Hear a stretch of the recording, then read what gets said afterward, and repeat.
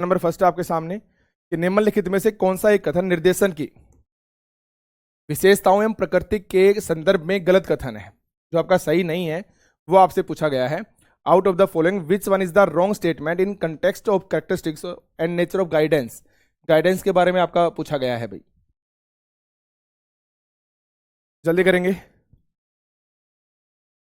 कि निर्देशन किसी व्यक्ति को खुद को समायोजित करने में सहायता करता है या सहायता करना है। निर्देशन आत्म दिशा में व्यक्ति के विकास को बढ़ावा देना है। और निर्देशन केवल अन्य के प्रयासों के माध्यम से व्यक्ति स्वयं की मदद करना है। या फिर निर्देशन किसी व्यक्ति को अपना स्थान स्वयं प्राप्त करने में सहायता करना है। निर्देशन गाइडेंस जो होता है, गाइडेंस का क्या रोल है, उसके बारे में क्या गलत है, वो आपसे पूछा गया है।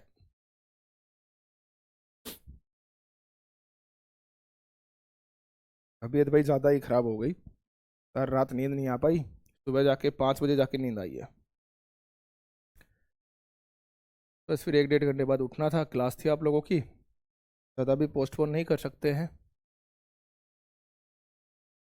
चलो भाई जल्दी करेंगे।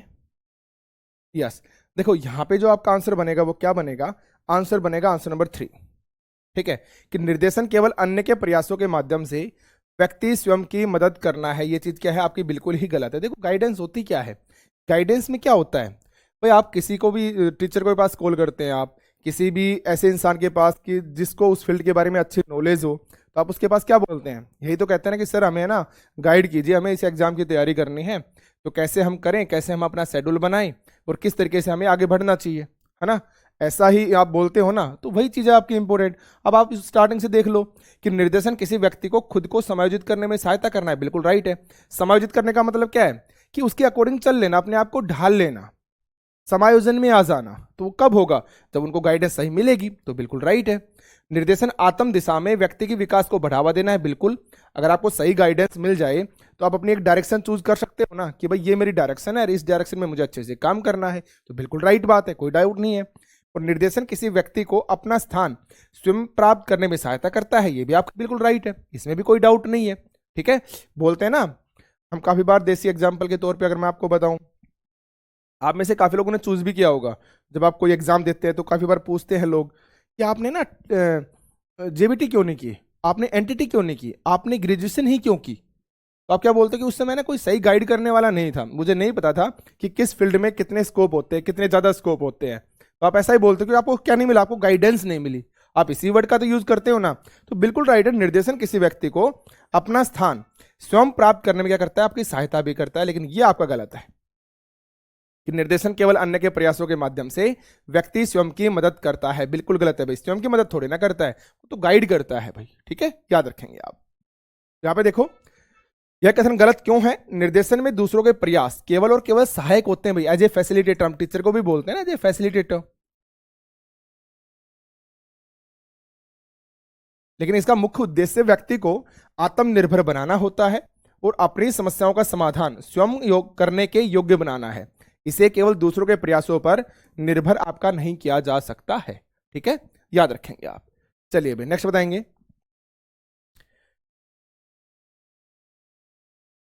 कोई बात नहीं भाई,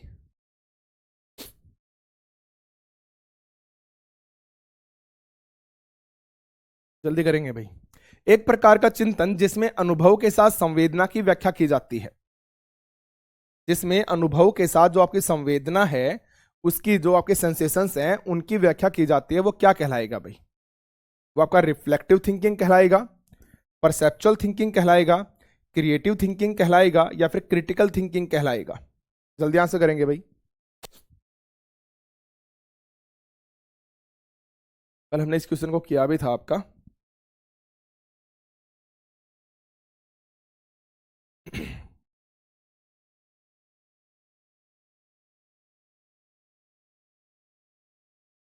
हाँ बिल्कुल राइट है आप सभी। आंसर क्या बनेगा यहाँ पे, आंसर नंबर आपका सेकंड बन जाएगा। देखो जहां पे भी इमोशंस के बारे में आपकी बात हो, परसेप्चुअल थिंकिंग में क्या आता है, आपकी सेंसेशंस आती हैं, यही चीजें आती हैं आपकी। ठीक है, जहाँ पे आपके अनुभव के बारे में बातें होंगी, जहाँ पे आपकी जो संवेदनाएं हैं, जो आपके इमोशंस हैं, उनके बारे में बात होगी, तो वहां पे क्या आएगा, आपका परसेप्चुअल थिंकिंग आपका आ जाता है। ठीक है, वहीं पे क्रिएटिव थिंकिंग के बारे में बात करें तो नॉर्मल सी बात है, क्रिएटिव का मतलब क्या होता है, क्रिएट करना। तो जहां पे भी आप न्यू चीज बनाते हो ना, कोई भी नई चीज बनाते हो, नई चीज की क्रिएशन करते हो, तो वहां पे क्या होगा, आपका क्रिएटिव थिंकिंग होगा। और क्रिटिकल थिंकिंग के बारे में मैं आपको इतनी बार बता चुका हूं कि जहां पे कोई भी आप काम करते हो ना, उसके पॉजिटिव पक्ष को भी आप देखते हैं और उसके नेगेटिव पक्ष को भी देखते हैं। जैसे काफी बार मैं एग्जांपल आपको कॉलेज वाला देता हूं ना, कि आपको एक कॉलेज में एडमिशन लेना है और एडमिशन लेने के लिए आपको डिसाइड करना है कि मैं लूं या फिर ना लूं, तो आप क्या करोगे, उस कॉलेज के जितने भी पॉजिटिव पक्ष हैं कि वहाँ पे अच्छी पढ़ाई होती है, सारे टीचर बहुत हाई लेवल के हैं, वहाँ पे पढ़ाई के साथ साथ जो बोलते हैं ना आपकी एक्स्ट्रा करिकुलर जो एक्टिविटीज़ होती हैं वो भी आपकी होती हैं, ठीक है, तो आप हर पॉजिटिव पक्ष को देखोगे यहाँ पे। उसके बाद आप नेगेटिव को भी देखोगे, यार कॉलेज तो अच्छा है, प्रैक्टिकल चीजें भी सिखाते हैं, अच्छे टीचर्स भी हैं, लेकिन साथ साथ में क्या है, साथ साथ में प्रॉब्लम्स भी यहाँ पे हैं कि भाई यहाँ पे गुंडागर्दी टाइप चीजें ज्यादा होती हैं, कभी कभी लड़ाई झगड़े हैं वो बहुत ज्यादा हो जाते हैं, ठीक है, इस टाइप की चीजें। तो आपने उसकी पॉजिटिव पक्ष के बारे में भी सोचा और आपने उसके नेगेटिव पक्ष के बारे में भी सोचा, तो तब जाके क्या हुआ आपका आंसर, आपने डिसाइड किया कि भाई मैं इस कॉलेज में एडमिशन ले रहा हूं। तो जब भी आप किसी चीज के पॉजिटिव पक्ष के बारे में और नेगेटिव पक्ष के बारे में सोचते हैं तो वो आपका क्रिटिकल थिंकिंग के बारे में आता है। सीमा रानी पूछ रहे हैं सर क्रिटिकल थिंकिंग क्यों नहीं हो सकता है। देखो ऊपर स्टेटमेंट तो देखो आप कि एक प्रकार का चिंतन जिसमें आपके जो अनुभव हैं के साथ आपकी जो संवेदना है उसकी व्याख्या की जाती है। तो नॉर्मल सी बात है, क्रिटिकल थिंकिंग में ये चीज थोड़ी ना होती है। क्रिटिकल थिंकिंग में तो आप एनालिसिस करते हो किसी भी चीज का और बहुत ही डिटेल में करते हो, उसके हर एक पक्ष के बारे में जानते हो, वो चाहे पॉजिटिव पक्ष हो या नेगेटिव पक्ष हो, और तब जाके आप डिसाइड करते हो कि आपको एडमिशन लेना है या नहीं लेना है, या वो काम आपको करना है या नहीं करना है। तो क्रिटिकल थिंकिंग कैसे हो सकता है, कहीं पे कोई बन ही नहीं रहे यहाँ पे तो कनेक्शन सीमा जी, ठीक है। और तब आपने मान लो डिसाइड किया कि भाई मुझे एडमिशन लेना है, लेकिन एक वर्ड में आपको और भी बोलता हूँ, मेटाकॉग्निशन। इसको भी याद रख लेना, कभी कभी आपको पेडागोजी में देखने को मिल सकता है, इंग्लिश वगैरह की जो पेडागोजी होती है ना वहां पे इसका यूज किया जाता है, मेटाकॉग्निशन। मेटाकॉग्निशन का मतलब होता है thinking about your own thinking, thinking about your oven thinking, यानी अपनी ही सोच के बारे में सोचना। फॉर एग्जाम्पल भाई आपने डिसाइड कर लिया कि मैं इस कॉलेज में एडमिशन लूंगा, आपने क्रिटिकल थिंकिंग की और आपने पॉजिटिव पक्ष भी सोचे, नेगेटिव पक्ष भी सोचे, और आपने डिसाइड किया कि मैं जाके इस कॉलेज के अंदर क्या लूंगा, एडमिशन लूंगा। लेकिन जब आप एडमिशन लेने के लिए जा रहे हो, आप खिड़की पे पहुंचते हो जहाँ पे फीस जमा होनी है, वहां पे जाने के बाद आप एक बार फिर से सोच रहे हो, क्या सोच रहे हो आप एक बार, कि यहाँ पे मैं एडमिशन लूं या फिर नहीं लूं। यानी आपने जो डिसाइड किया था ना, आपने जो थिंकिंग थी आपकी कि मैं एडमिशन लूंगा, उसी डिसीजन के बारे में आप फिर से सोच रहे हो, उसी थिंकिंग के बारे में क्या कर रहे हो, आप फिर से सोच रहे हो। तो क्या हो गया आपका, ये मेटाकॉग्निशन हो गया। तो याद रखेंगे आप इस वर्ड को भी, ठीक है। तो यहां पे आंसर बन जाएगा आपका answer number second, perceptual thinking, ठीक है। रिफ्लेक्टिव में क्या होता है, नॉर्मल सी बात है, कोई भी आपका अनुभव या घटना होगा ना, उस पर थोड़ी सी गहराई से विचार होता है, ज्यादा गहराई से नहीं, थोड़ी सी गहराई से उसकी व्याख्या आपकी करता है और निष्कर्ष भी निकलता है। इसमें भी तर्क और विश्लेषण आपके शामिल होते हैं भाई। परसेप्चुअल थिंकिंग के बारे में बात करें तो यह चिंतन तब होगा जब व्यक्ति अपनी संवेदनाएं, जैसे कि देखना है, सुनना है, छूना है, जो उसके अनुभव हैं उनसे जोड़कर चीजों को सीखता है। तो यह प्रत्यक्ष अनुभव और संवेदना के आधार पर काम करता है। तो ठीक है, तो ये क्या बन जाएगा, आपका आंसर बन जाएगा परसेप्चुअल थिंकिंग, ठीक है। वहीं पे बात करें क्रिएटिव थिंकिंग के बारे में, तो किसी समस्या का समाधान खोजने या नए विचार उत्पन्न करने के लिए आपका इसका यूज किया जाता है, ठीक है। तो जब भी आप कोई नई चीज क्रिएट करोगे तो वहां पे क्या आएगा, आपकी क्रिएटिव थिंकिंग आएगी। और जब आप क्रिटिकल थिंकिंग करते हैं तो क्रिटिकल में कंप्लीटली गहराई से जांच पड़ताल होती है भाई, एनालिसिस होता है। वही तो हमने बात की थी कि आप पॉजिटिव पक्ष के बारे में भी सोचोगे, आप नेगेटिव पक्ष के बारे में भी सोचोगे, और तब जाके आप डिसाइड कर पाओगे चीजों के बारे में, ठीक है, याद रखेंगे आप। चलो भाई नेक्स्ट बताओ, निम्नलिखित में से कौन सा एक कथन भावनाओं की विशेषताओं के संदर्भ में गलत है। जो रॉन्ग है वो आपसे पूछा गया है, भावनाओं के संदर्भ में जो गलत है।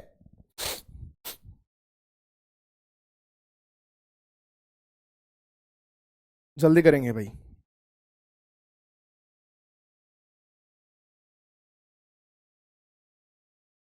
जल्दी आंसर करें।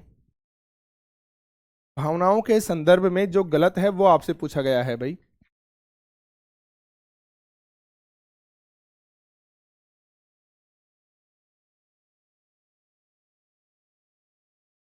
यस बिल्कुल राइट है आप सभी। यहां पे आपका आंसर क्या बनेगा भाई, आंसर बन जाएगा आपका आंसर नंबर सेकंड, कि भावनाएं आपके जन्मजात होती हैं। ये बात क्या होती है आपकी, बिल्कुल ही गलत होती है। कल मैंने आपको इमोशंस और भावनाओं में जो सेंटिमेंट्स होते हैं उनमें डिफरेंस भी बताया था कि इमोशंस क्या होते हैं आपके टेम्परेरी, टेम्परेरी आप बोल सकते हो या फिर आप शॉर्ट टर्म के लिए बोल सकते हो, छोटे समय के लिए, थोड़े समय के लिए, ठीक है, शॉर्ट टर्म के लिए आपके होते हैं। जैसे होता है ना अचानक से खुश हो जाना, फिर अचानक से सैड हो जाना, अचानक से गुस्सा आ जाना किसी बात के ऊपर, तो ऐसा थोड़ी ना कि आप लगातार ये होता है, ये आपके थोड़ी सी समय के लिए ही होता है, ठीक है। तो याद रखेंगे आप इमोशंस क्या होते हैं शॉर्ट टर्म के लिए, लेकिन भावनाएं क्या होती हैं, भावनाएं आपकी लॉन्ग टर्म के लिए होती हैं।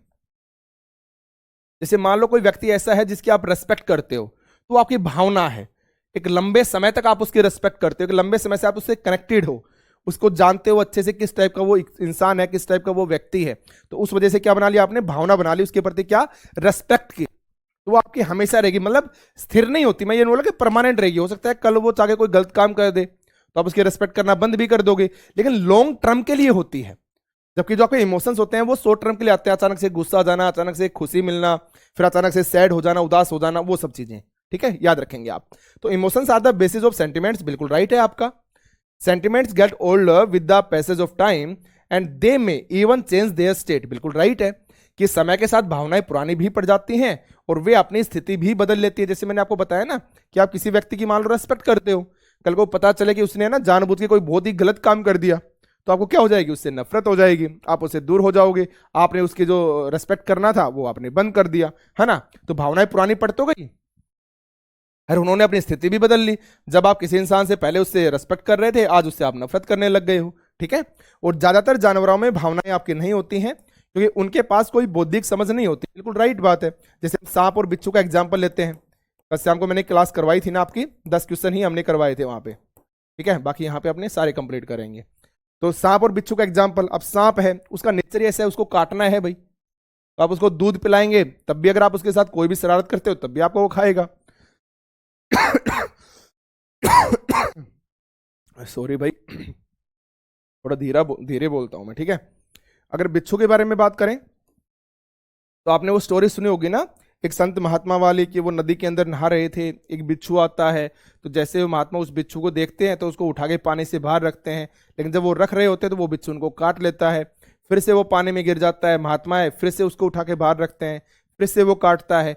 तो अगर उनके अंदर बौद्धिक समझ होती, आपकी बौद्धिक समझ, इंटेलेक्चुअल उनके अंदर होती थिंकिंग, तो नॉर्मल सी बात है, वो समझ जाते हैं कि महात्मा तो मुझे बचाने की कोशिश कर रहे हैं, मार थोड़ी ना रहे हैं, तो नॉर्मल सी बात है, इसलिए क्या हो जाएगा आपका, ये सही हो जाएगा कि उनके अंदर बौद्धिक समझ नहीं होती है, इस वजह से वो ऐसा करते हैं, ठीक है। तो आंसर यहाँ पे क्या बनेगा, आंसर नंबर सेकंड बनेगा कि भावनाएं कभी भी आपकी जन्मजात नहीं होती है। हाँ, इमोशंस के बारे में आप बोल सकते हो कि वो कहीं ना कहीं आपका जन्मजात आपको थोड़ा बहुत देखने को मिल सकते हैं, ठीक है, याद रखें भाई।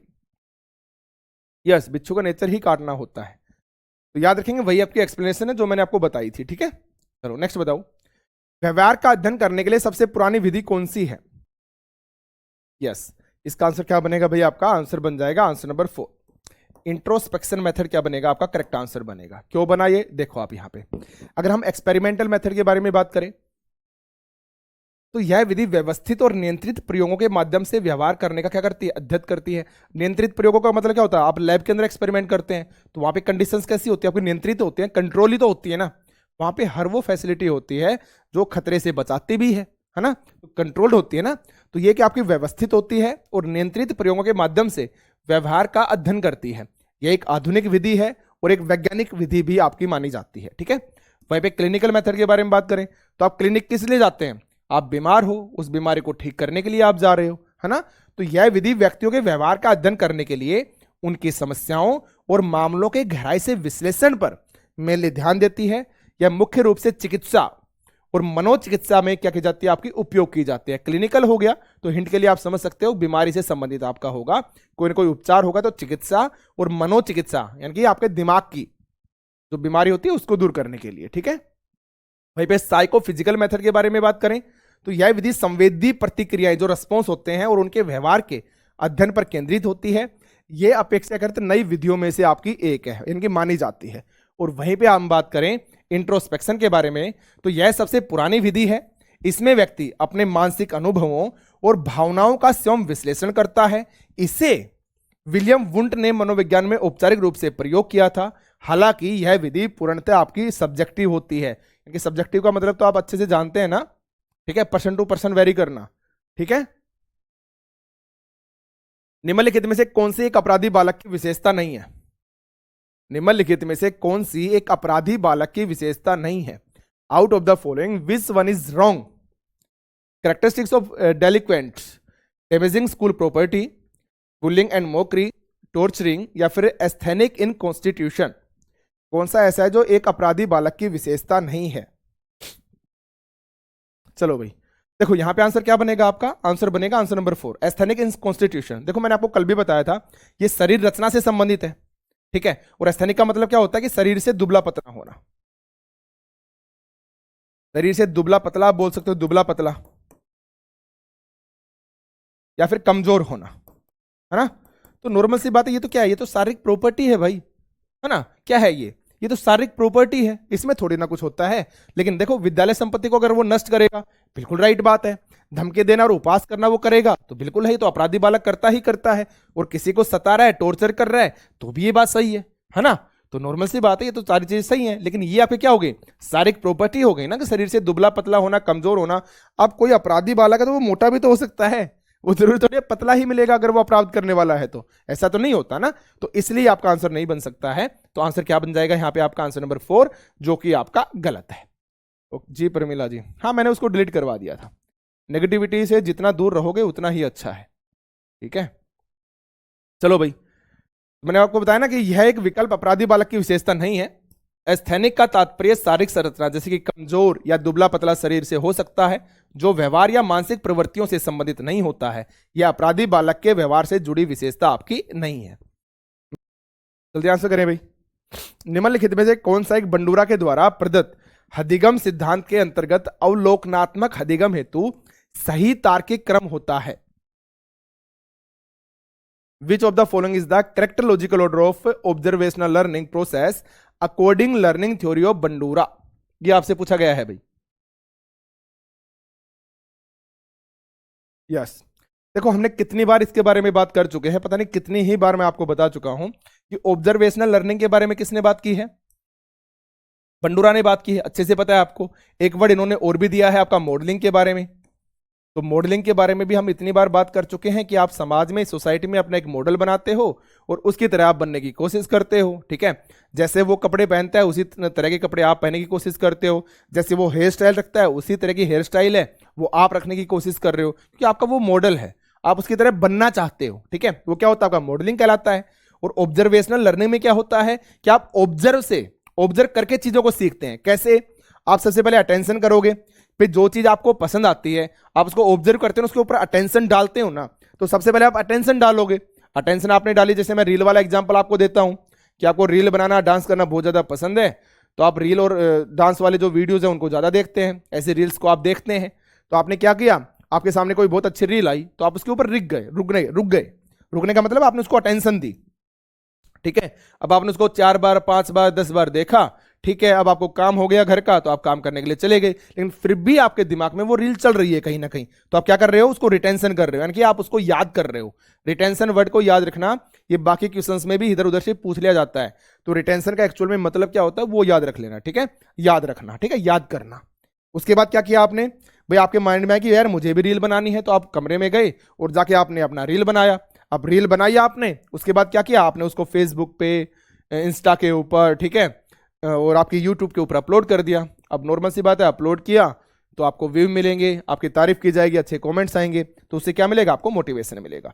तो देखो मैंने हमेशा बोलता हूं सब्जेक्ट ही होता है, उसको कभी इस तरीके से मत देखो कि ये पीआरटी लेवल का है, टीजीटी का है या पीजीटी का है। अब ये क्वेश्चन आप पीआरटी पे भी देख चुके हो, आप टीजीटी पे भी देख चुके हो और आप पीजीटी पे भी देख चुके हो, तो कभी भी ये डिफ्रेंशिएट मत किया करो, ठीक है। याद रखेंगे। आंसर क्या बनेगा आपका? Answer number 4। चलिए आगे बढ़े, नेक्स्ट बताओ भाई। यह किसने कहा कि व्यक्तित्व जन्मजात और अर्जित प्रवृत्तियों का योग होता है? थोड़ा सा फैक्चुअल है, बिल्कुल राइट है। यहां पे आंसर क्या बनेगा आपका? वैलेंटीन बनेगा, ठीक है। वैलेंटीन के द्वारा यह बात कही गई है कि व्यक्तित्व जो है जन्मजात और अर्जित प्रवृत्तियों का योग है, बिल्कुल राइट है भाई। अगर आप वैसे भी समझना चाहो इस स्टेटमेंट को, तो पर्सनैलिटी क्या है? बस कुछ तो आपकी जन्मजात है, जन्मजात मतलब आपकी हेरिडिटी से संबंधित हो गई। अब आप कहोगे सर हेरिडिटी से कैसे संबंधित हो गई? भाई पर्सनैलिटी में क्या क्या चीजें आती हैं? पर्सनैलिटी के अंदर हर एक चीज शामिल होती है। पर्सनैलिटी, जैसे आप बोलते हैं ना यार इसकी पर्सनैलिटी है ना बहुत अच्छी है, तो आपने कैसे बोला? आपने उसको फिजिकल अपीयरेंस को देखा कि यार हाइट अच्छी है, जो हेयर स्टाइल है वो जबरदस्त कर रखी है, कपड़े हैं वो बहुत अच्छे पहन रखे हैं, तो आपने उसको फिजिकल अपीयरेंस को देखा ना। लेकिन आपकी जो पर्सनैलिटी है उसमें सिर्फ फिजिकल अपीयरेंस नहीं आता है, उसमें आपकी हर एक चीज आती है।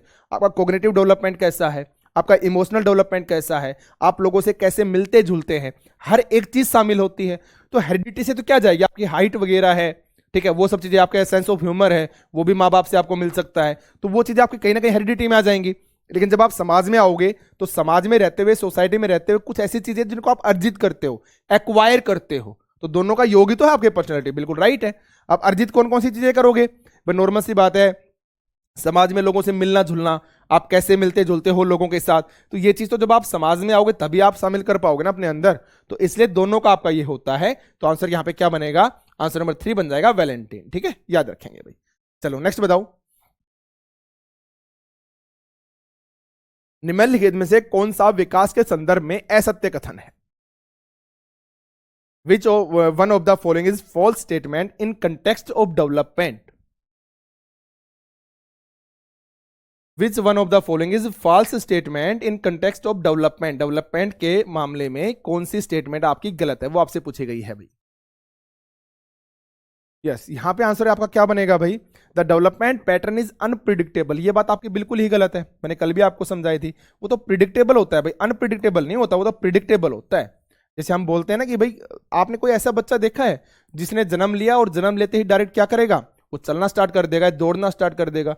नहीं देखा होगा ना। तो एक पैटर्न है, डेवलपमेंट का भी एक डायरेक्शन होती है कि पहले बच्चे का जन्म होगा, उसके बाद आप उसको बैठना सिखाते हो, वो अच्छे तरीके से बैठ भी नहीं पाता ना स्टार्टिंग में, तो आप उसको बैठना सिखाओगे, और बैठना के बाद नॉर्मल सी बात है वो धीरे धीरे घुटनों पे चलना स्टार्ट करता है। कोई खिलौना चाहिए उसको तो वो घुटनों के बल जाएगा, हाथों और घुटनों के बल उस खिलौनों तक पहुंचेगा।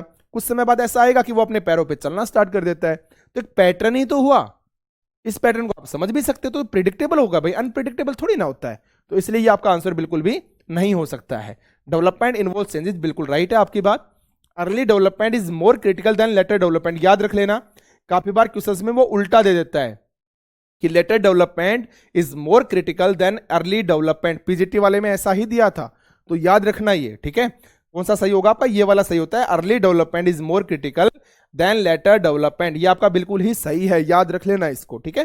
और एक होता है development is the product of maturation and learning, ये बात भी आपकी बिल्कुल सही है कि आपका जो डेवलपमेंट है, जो मैचुरेशन होती है, यानी कि जैसे जैसे आपकी एज बढ़ जाती है आप मैच्योर हो जाते हो, आपकी हेरिडिटी से संबंधित और आपकी लर्निंग, दोनों का प्रोडक्ट होता है डेवलपमेंट। और एक डेवलपमेंट क्या होता है आपका भाई? हेरिडिटी, और इंटू क्या होता है आपका? एनवायरमेंट, एच इंटू ई, तो ये भी तो आपका होता है, तो दोनों ही याद रखने हैं आपको, ठीक है। चलिए आगे बढ़े, तो आंसर यहां पे क्या बनेगा? आंसर नंबर 2 हो जाएगा, जो कि आपका गलत है। लड़कियां शारीरिक रूप से लड़कों से श्रेष्ठ होती हैं, girls surpass boys physically in, कौन सी स्टेज के अंदर? ये आपसे पूछा गया है भाई। मोनिका, आप मुझे ना लास्ट में एक बार फिर से याद दिला देना, मैं आपको अनब्लॉक करवा दूंगा वहां से, ठीक है। लड़कियां शारीरिक रूप से लड़कों से श्रेष्ठ होती हैं शैशवावस्था में, उत्तर बाल्यावस्था में, पूर्व बाल्यावस्था में, या फिर किशोर अवस्था में? जल्दी करेंगे भाई, कौन सी अवस्था में होती हैं भाई?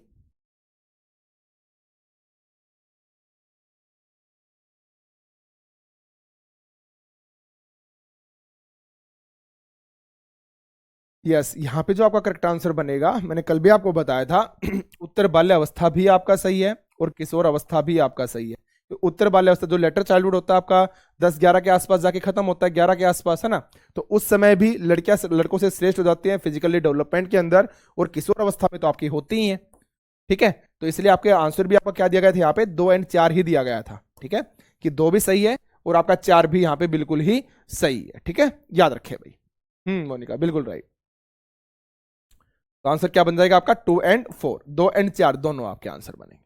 चलो नेक्स्ट बता दो भाई, निम्नलिखित में से कौन सी एक विषय वस्तु समग्रवादी मनोवैज्ञानिकों के अध्ययन क्षेत्र की है?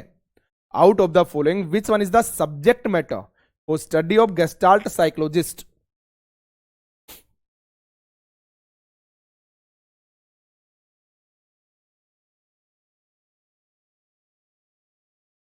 कौन सा समग्रवादी मनोवैज्ञानिकों के अध्ययन क्षेत्र की एक विशेषता है, विषय वस्तु है, कौन सी? जल्दी करेंगे। यस बिल्कुल राइट है आप सभी। आंसर यहाँ पे क्या बनेगा, आंसर नंबर 3 बनेगा।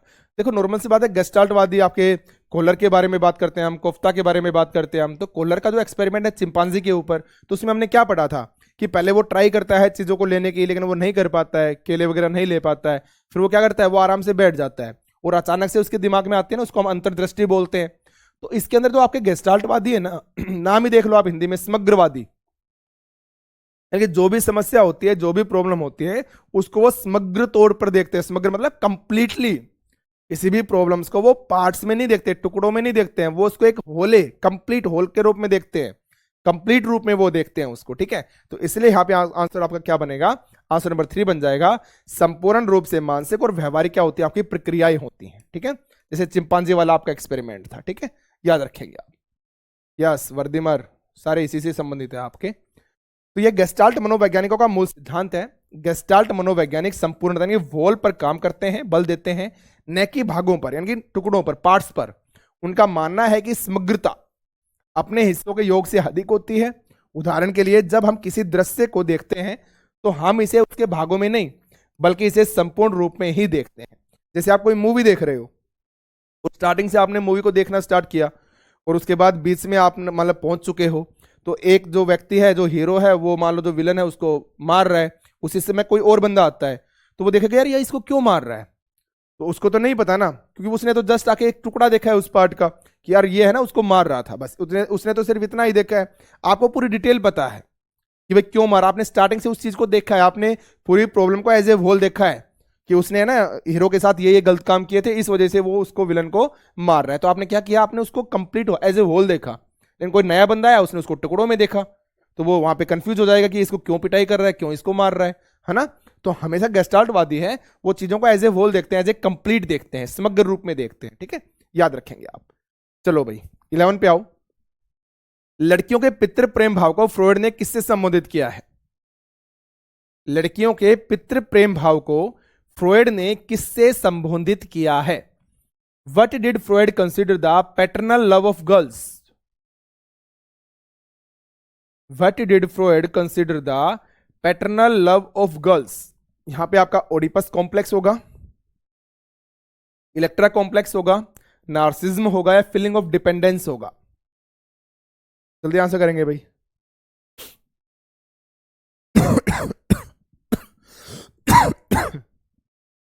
सॉरी भाई,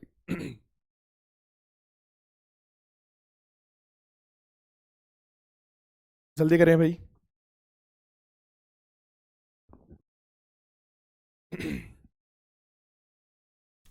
यस यहां पे राइट आंसर आपका क्या बनेगा भाई? आंसर बनेगा आपका answer number 2, Electra complex, Electra भावना ग्रंथि यानी कि इलेक्ट्रा कॉम्प्लेक्स आपका। तो देखो नॉर्मल सी बात है, फ्रॉयड ने इसके बारे में बात की थी। फ्रॉयड ने क्या दिया था? फ्रॉयड ने आपकी साइकोसेक्सुअल थ्योरी दी थी। क्या दिया था फ्रॉयड ने? साइकोसेक्सुअल थ्योरी दी थी। और साइकोसेक्सुअल थ्योरी के अंदर उन्होंने 5 स्टेजेस के बारे में बात की थी। सबसे पहले आपकी ओरल स्टेज है, उसके बाद आपकी एनल स्टेज है, उसके बाद आपकी आती है फेलिक स्टेज। और मैंने फेलिक स्टेज के अंदर ही आपको बताया था कि फेलिक स्टेज में ही क्या होते हैं, एक तो आपका ओडिपस कॉम्प्लेक्स होता है और एक आपका इलेक्ट्रा कॉम्प्लेक्स होता है। तो इलेक्ट्रा के अंदर हमने बात की थी कि जो फादर और डॉटर है उसका संबंध, यानी कि जो लड़की है, जो डॉटर है, वो अपने पिता की तरफ अट्रैक्ट होती है इलेक्ट्रा कॉम्प्लेक्स के अंदर। और एक यहाँ पे आपका क्या होता है, ओडिपस कॉम्प्लेक्स। ओडिपस में क्या होगा कि जो बॉय है, बॉय जो है वो अपनी मदर की तरफ अट्रैक्ट होता है ना, किसमें होता है? फेलिक स्टेज के अंदर। ठीक है, याद रखेंगे आप। उसके बाद कौन सी स्टेज होती है आपकी? लेटेंसी स्टेज, जिसे हिंदी में आप गुप्त अवस्था भी बोलते हैं। तो फ्रॉयड स्टेज में क्या बोलते हैं कि इस स्टेज के अंदर जो बच्चा है ना, वो सही जगह पे अपना दिमाग लगाना स्टार्ट करता है। अपोजिट सेक्स के प्रति जो अट्रैक्शन होता है वो बच्चे का यहाँ पे खत्म हो जाता है। लेकिन फ्रॉयड बोलते हैं कि वो है ना सिर्फ दिखावा करता है कि खत्म हो गया, एक्चुअल में खत्म नहीं होता है, वो सिर्फ दिखावा कर रहा है। वो सिर्फ और सिर्फ सेम जो सेक्स है उसके फ्रेंड बनाएगा, लेकिन वो सिर्फ और सिर्फ दिखावा कर रहा है। तो इसलिए इसका नाम क्या दिया गया? लेटेंसी दिया गया, गुप्त अवस्था दिया गया, गुप्त गुप्त यानी चीजों को छुपा के रखना। ठीक है, उसके बाद कौन सी आती है? Genital stage. और जेनिटल स्टेज में क्या होता है? जेनिटल स्टेज के अंदर जो अपोजिट सेक्स के प्रति जो अट्रैक्शन होता है वो आपका फिर से आ जाता है बच्चे के अंदर। ठीक है, लेकिन ये याद रखना कि जेनिटल में जो फेलिक स्टेज में था ओडिपस या इलेक्ट्रा कॉम्प्लेक्स, ये दूर हो जाता है आपका, ये कमी नहीं आती है सामने आपके। ठीक है, तो ये भी आप याद रखना। ठीक है, यानी कि वो समझ जाते हैं कि लड़का समझ जाएगा जो अपनी माँ के प्रति मैं सोच रहा था ना वो चीज गलत है, ठीक है। और जो फादर है, वो जो डॉटर है, वो समझ जाती है कि जो मैं अपने पिता के प्रति सोच रही थी वो चीज गलत है, ठीक है। इतना वो समझ जाते हैं। ये सिर्फ फेलिक स्टेज में ही दर्शाते हैं, बाकी में नहीं दर्शाते हैं, ठीक है, याद रखिए। ओरल के बारे में मैंने आपको बताया था, कोई च्युइंगम चबाता है, बड़े होने के बाद च्युइंगम खा रहा है, कोई स्मोकिंग कर रहा है, इसका मतलब क्या है, वो ओरल स्टेज के अंदर है। मुंह के द्वारा जो उसको सुख मिलना चाहिए था, जो प्लेजर मिलना चाहिए था, वो उस एज में उसको नहीं मिल पाया, उस वजह से वो ऐसा कर रहा है। और कुछ लोग एनल के द्वारा बाथरूम के अंदर मैक्सिमम समय अपना व्यतीत करते हैं। आजकल तो चलो मोबाइल की वजह से करने लगे, उनको पता ही नहीं चलता, मोबाइल में रील्स वगैरह देख रहे हैं आराम से बाथरूम में बैठ के। बाकी पहले के समय में क्या होता था, एनल, यानी कि एनल के द्वारा वो प्लेजर लेने की कोशिश करते हैं। जैसे छोटे बच्चे के बारे में बात करें, वो क्या करते हैं, बार बार टॉयलेट जाने की परमिशन मांगते हैं, है ना। तो वो सारी चीजें आपकी आती हैं इसके अंदर, ठीक है, याद रखोगे आप। तो यहाँ पे आंसर क्या बनेगा आपका, आंसर नंबर सेकंड बन जाएगा, इलेक्ट्रा कॉम्प्लेक्स, ठीक है। ईद ईगो और सुपर ईगो, ये सारी चीजें आपकी इन्हीं से संबंधित हैं।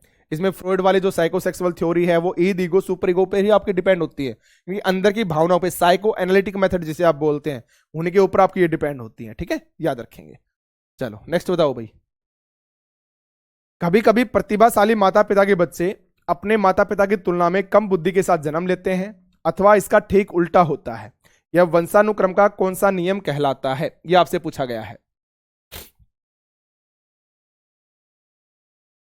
कभी कभी प्रतिभाशाली माता पिता के बच्चे अपने माता पिता की तुलना में कम बुद्धि के साथ जन्म लेते हैं, अथवा इसका ठीक उल्टा होता है। यह वंशानुक्रम का कौन सा नियम कहलाता है। जल्दी करेंगे भाई।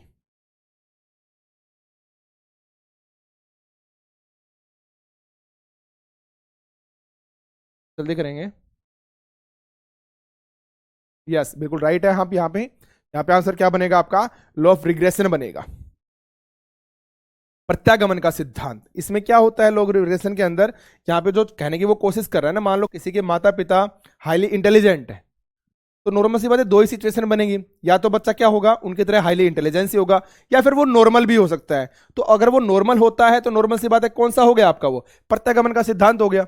और उनकी तरह ही जाता है तो नॉर्मल सी बात है, तब भी प्रत्यागमन का सिद्धांत है आपका। तो इसको बोलते हैं प्रत्यागमन का सिद्धांत, लॉ ऑफ रिग्रेशन, ठीक है, याद रखेंगे आप।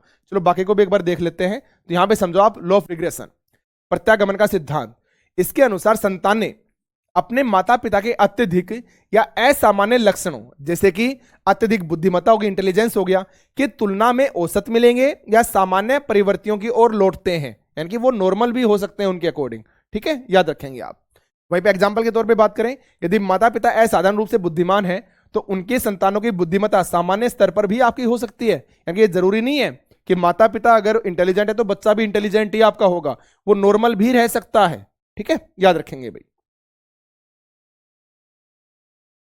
जी मोनिका, देखो वहीं पे आप लॉ ऑफ सिलेक्टिव ट्रेट्स के बारे में बात करें, यानी कि चयनित गुणों का सिद्धांत, तो यह सिद्धांत विशेष लक्षणों के चयन और उनकी संतानों में उपस्थिति को दर्शाता है, ठीक है। यानी कुछ सिलेक्टेड आपके ट्रेड्स होंगे जो कहां से जाएंगे, माता पिता से बच्चों के अंदर चले जाएंगे, ठीक है। तो किसको दर्शाएगा, चयनित गुणों का सिद्धांत, सिलेक्टिव ट्रेड्स आपके कुछ विशेष ही जाएंगे। उसके बाद मातृ पितृ पक्षों का नियम, law of maternal and paternal lines क्या होता है, तो यह नियम माता पिता से संतानों में आने वाले गुणों के प्रभाव के बारे में बताता है कि कुछ ऐसी चीजें होती हैं, कुछ ऐसे गुण होते हैं जो माता पिता से बच्चों के अंदर आपके जाते हैं, ठीक है। उसको कौन दर्शाएगा, आपका law of maternal and paternal lines, ठीक है, याद रखें भाई। अब संयोग के नियम के बारे में बात करें तो ये वही बात है कि यह नियम अनियमितताओं और आकस्मिक घटनाओं से आपका संबंधित होता है, लॉ ऑफ चांस, संयोग का नियम। क्योंकि आप इसको दूसरे तौर पे इस समय समझ सकते हैं कि कुछ ट्रेड्स, कुछ ऐसे गुण होते हैं जो माता पिता से बच्चों के अंदर तो जाते ही हैं, लेकिन आप ये नहीं बता सकते कि कौन से जाएंगे, वो संयोग के ऊपर डिपेंड है, वो लॉ ऑफ चांस के ऊपर डिपेंड है कि अच्छे वाले गुण जाएंगे या बैड वाले गुण जाएंगे, ठीक है। तो याद रखेंगे आप इन चीजों को, संयोग का नियम। चलो नेक्स्ट बताओ भाई। निम्नलिखित में से कौन सी अंतर्मुखी सोच प्रकार व्यक्तित्व की विशेषता है। यस यहां पे जो आपका आंसर बनेगा ना 13 का, वो आंसर बनेगा आंसर नंबर सेकंड, अपने ही बौद्धिक खोज के अंदर लीन होना। अंतर्मुखी का मतलब क्या है, आप अंतर से अंदर कर लिया करो, अंतर से क्या बना लो, अंदर कर लिया करो। यानी कि ऐसा व्यक्ति जो ज्यादा सोशल होना पसंद नहीं करता है, उसको अकेले अकेले रहना ही पसंद होता है, अपनी ही चीजों में खोया रहता है। आपने भी आपकी फैमिली में ऐसा कोई ना कोई इंसान या आस पड़ोस में देखा होगा जो ज्यादा लोगों से घुलता मिलता नहीं है, वो अपने आप में ही लीन रहता है, अपने अंदर ही रहता है, ना किसी से ज्यादा बात करेगा, ना किसी से ज्यादा घुल मिलेगा। हम बोलते नहीं यार अजीब टाइप का इंसान है, बता अकेले अकेले रहता है, कभी फैमिली के साथ नहीं बैठता, कभी दोस्तों के साथ नहीं बैठता। हम ऐसी चीजें बोलते हैं ना, तो वो क्या है वो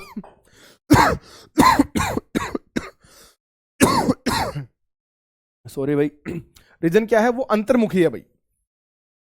कैसा व्यक्ति है वो, अंतर्मुखी सोच का व्यक्ति है, ठीक है।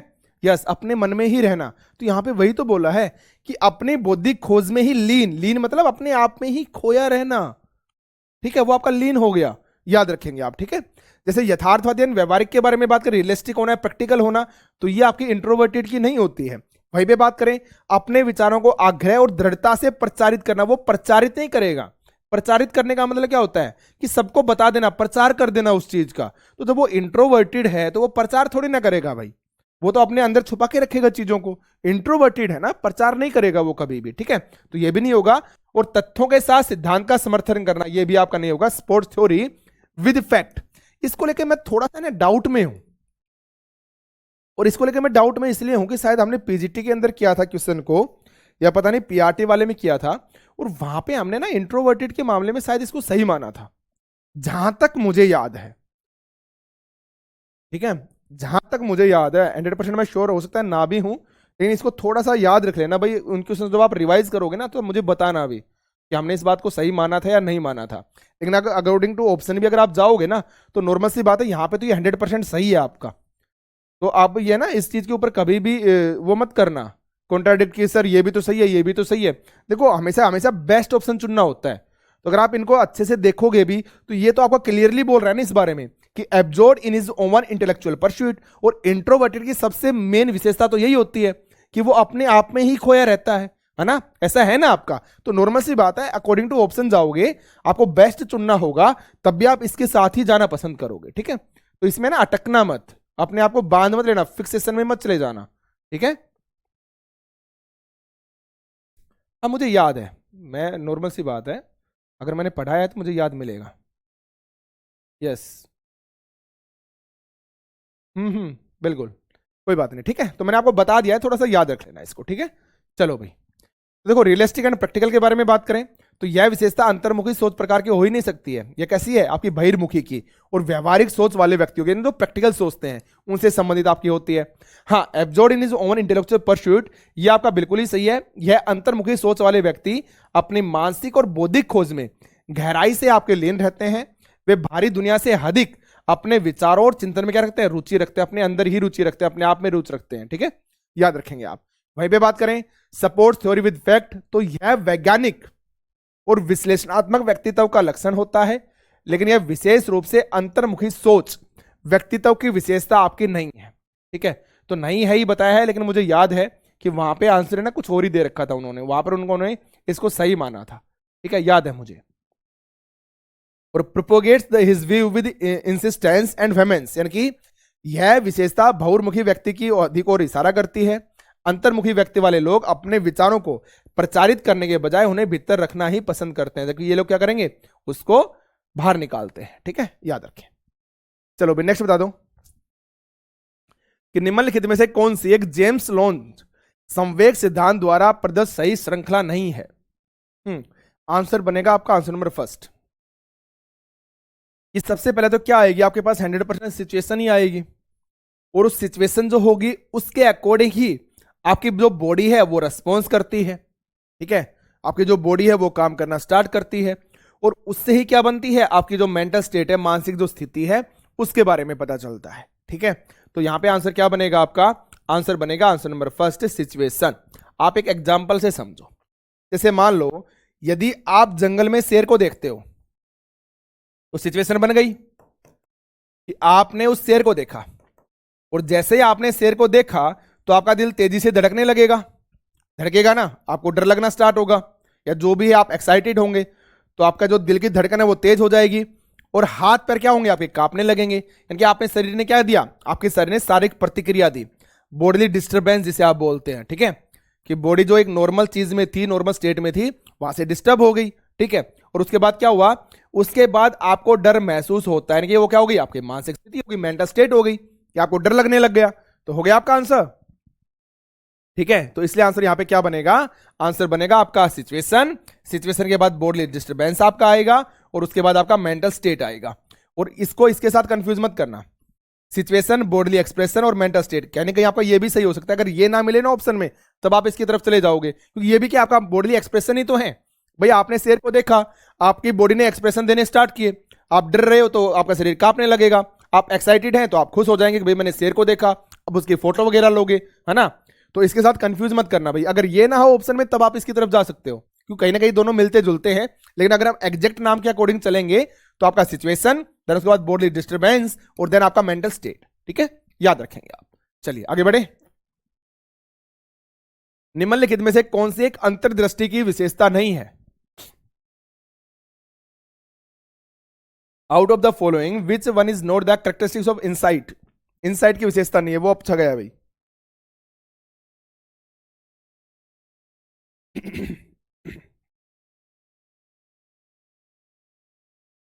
जल्दी आंसर करें भाई।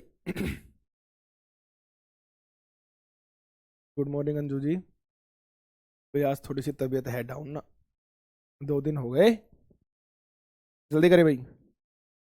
यहां पे आंसर क्या बनेगा आपका?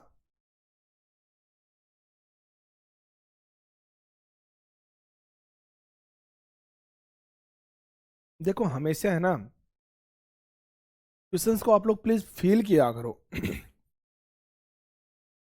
फील करोगे ना तभी 100% करेक्ट आंसर दे पाओगे आप। देखो बात को समझो यहाँ पे। यहाँ पे वो क्या बोल रहा है, अंतर्दृष्टि के बारे में बात हो रही है, इनसाइट के बारे में बात हो रही है। और जैसे आपने इनसाइट को पढ़ा, अंतर्दृष्टि को पढ़ा, मेरा दिया हुआ एग्जाम्पल आपको याद आया? जैसे आपने इनसाइट के बारे में पढ़ा, मैं आपको समझाना चाह रहा हूं कि आप सोचो कैसे। आपके माइंड में वो एग्जाम्पल आया कि आप मैथमेटिक्स का क्वेश्चन कर रहे हो, ठीक है, आपसे वो क्वेश्चन लगातार बन नहीं रहा है, तो आपने उस क्वेश्चन को बीच में ही छोड़ दिया। उसके बाद आप घूमने के लिए चले गए, वहां पे अचानक से आपके दिमाग में आया कि यार ये तरीका तो मैंने लगाया है नहीं, ठीक है, आपके माइंड में अचानक से आया, आप घर पे पहुंचे, वो तरीका लगाया, आपका क्वेश्चन सोल्व हो गया। इनसाइट वाला वो एग्जाम्पल आपको याद आता है नहीं आता है? तो यहां पे खुद एक बार आप देखो, निम्नलिखित में से कौन सी एक अंतर्दृष्टि की विशेषता नहीं हो सकती है? इंसिडेंटल, ये तो है भाई, आकस्मिक। अरे अचानक, आकस्मिक मतलब क्या होता है? इंसिडेंटल, अचानक से, अचानक से ही तो आपके दिमाग में आता है कोई भी चीज। तो अंतर्दृष्टि में यही तो होता है, अंतर्दृष्टि में हम क्या पढ़ते हैं? अचानक ही तो पढ़ते हैं, अचानक से दिमाग में आ जाना। तो ये आंसर आप क्यों दे रहे हो, ये बताओ मुझे। तो ये तो बात बिल्कुल ही आपकी सही है। नवीन परिस्थितियों में अनुक्रिया देना बिल्कुल राइट है। Response in the novel situations, ये भी आपका बिल्कुल राइट है। और वहीं पे अगर थर्ड पे देखो आप कि अनुक्रिया का सहजता से हो जाना, रेस्पॉन्स का स्पॉन्टेनिटी हो जाना, यानी कि जो भी चीज आप सोच रहे हो ना, अचानक से उसके बारे में सहज तौर पे आपको पता चल जाना, तो ये भी तो आपकी बात बिल्कुल सही है। तो आदत फॉर्मेशन के बारे में देखो आप, हैबिट के बारे में, ये आपकी कैरेक्टरिस्टिक्स आपकी नहीं है। ये क्यों नहीं है? अरे हैबिट कोई अचानक से नहीं बनती है। हैबिट आप जब लंबे समय तक एक ही काम को करते रहते हो ना, तब जाके आपकी हैबिट डेवलप होती है। आपके घर वाले बोलते हैं, आप मान लो 2 दिन लेट उठ रहे हो, आप 9-10 बजे उठते हो डेली, ठीक है, आप मान लो किसी दिन जल्दी उठ रहे हो, तो घर वाले क्या बोलेंगे? भाई जल्दी उठ गया। घर वालों ने देखा कि यार ये जो इंसान है ना, डेली 10-11 बजे उठता है, रात को लेट सोएगा और दिन में 10-11 बजे उठ रहा है, 10-11 बजे उठ रहा है, तो कुछ दिनों बाद घर वाले खुद बोलने लग जाएंगे, इसको ना लेट उठने की आदत हो चुकी है। तो आदत कैसे उसने बताई? जब उन्होंने रेगुलर आपको देखा कि भाई ये तो डेली ही 10-11 बजे उठ रहा है सो करके, रात को सारा रात सोएगा नहीं और फिर सुबह 10-11 बजे उठता है। तो कैसे बोला उन्होंने? जब उन्होंने रेगुलर उस चीज को देखा है। तो नॉर्मल सी बात है यार, हैबिट फॉर्मेशन आपकी अचानक से कैसे हो सकती है? अंतर्दृष्टि में कैसे आ जाएगा? खुद से आप एक बार सोच के देखो। यस, जब आप किसी चीज को रेगुलर करते हो, कि लंबे समय तक करते हो, तब जाके आपका हैबिट स्ट्रेंथ बनती है, ठीक है। इसलिए आंसर क्या बनेगा आपका? आंसर नंबर 3 बनेगा। हमेशा मैंने इतनी बार आपको बताया है, क्वेश्चंस को प्लीज फील करना सीखो, चाहे फिर वो मैथमेटिक्स है, चाहे फिर वो हिंदी है, चाहे वो सीडीपी है। सीडीपी तो स्पेशली सारे आपके अप्लाइड चीजें होती हैं। तो आंसर क्या बनेगा? आंसर बन जाएगा आपका आंसर नंबर 3, हैबिट स्ट्रेंथ, आदत बल आपका, ठीक है। चलो देखो यहां पे आकस्मिकता, इंसिडेंटल, यह अंतर्दृष्टि की विशेषता है। अंतर्दृष्टि यानी कि अचानक, आकस्मिक रूप से उत्पन्न होती है। तो यह समस्या का समाधान एक झटके में समझ आने जैसा है। जैसे मैं मैथमेटिक्स का एग्जांपल आपको देता हूं, तो उदाहरण के लिए कोलर के बंदरों के प्रयोग में बंदरों ने अचानक समाधान, जैसे डंडे का उपयोग करके खोज लिया था। कि डंडे का हम यूज करेंगे और बाहर से केले को प्राप्त कर लेंगे, टेबल रखेंगे, ऊपर चढ़ेंगे, केले को प्राप्त कर लेंगे। अचानक से ही तो दिमाग में आया था ना भाई, ठीक है। वहीं पे बात करें response in the novel situations, यानी कि नोवल का मतलब होता है नवीन, नई, तो नई परिस्थितियों में, नई सिचुएशंस के अंदर, ठीक है। तो यह भी अंतर्दृष्टि की विशेषता होती है। अंतर्दृष्टि नई परिस्थितियों में समस्या को हल करने की क्षमता है, कैपेसिटी है। एग्जाम्पल के लिए किसी नई समस्या के लिए रचनात्मक और तार्किक समाधान क्या करना, उसको खोजना, उसका सॉल्यूशन निकालना, ठीक है। आहा मोमेंट, बिल्कुल राइट प्रीति। हैबिट स्ट्रेंथ देखिए ये विशेषता नहीं होती, क्यों? हैबिट आपके जो पुनरावृत्ति, यानी कि बार बार जब आप किसी काम को करते हो ना, उसकी पुनरावृत्ति, पुनरावृत्ति का मतलब होता है बार बार किसी काम को करना, और अभ्यास, प्रैक्टिस के माध्यम से विकसित होती है। जबकि अंतर्दृष्टि आपकी तात्कालिक अचानक से आएगी और आपकी समझ के ऊपर बेस्ड होती है। इसलिए अंतर्दृष्टि समस्याओं को हल करने का एक सहज ज्ञान होता है जो आदतों पर आपका बिल्कुल भी निर्भर नहीं करता, और अनुक्रिया का सहजता से होना, तो यह भी अंतर्दृष्टि की विशेषता है। क्यों? अंतर्दृष्टि के साथ समाधान सहज रूप से, स्वतः, सहज मतलब स्वतः, अपने आप ही, सहज एकदम आराम से अपने आप ही उत्पन्न हो जाता है। जैसे हम एग्जांपल लेते हैं कि आप घूमने जा रहे हो, अचानक से दिमाग में आ गया, अरे मैं तो क्वेश्चन तो ऐसे सोल्व होगा, तो आ गया ना अचानक से समझ में, वो वाली चीज है आपके यहाँ पे, ठीक है। याद रखेंगे आप, तो प्लीज क्वेश्चंस को फिल किया करो। चलो नेक्स्ट बताओ, निम्नलिखित में से कौन सी एक सृजनात्मकता की अवस्था गॉर्डन ने अपनी साइनेटिक्स तकनीक में प्रतिपादित नहीं की है? ये आपसे पूछा गया है भाई।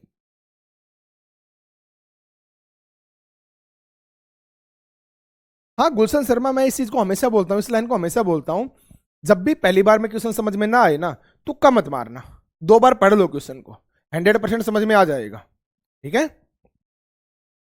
बहुत सी ऐसी चीजें हैं भाई पहली बार पढ़ने से नहीं आती है समझ में, लेकिन दोबारा उसको पढ़ा करो पक्का,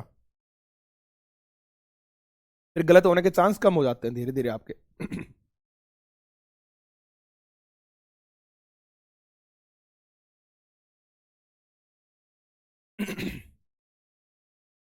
जल्दी करेंगे भाई।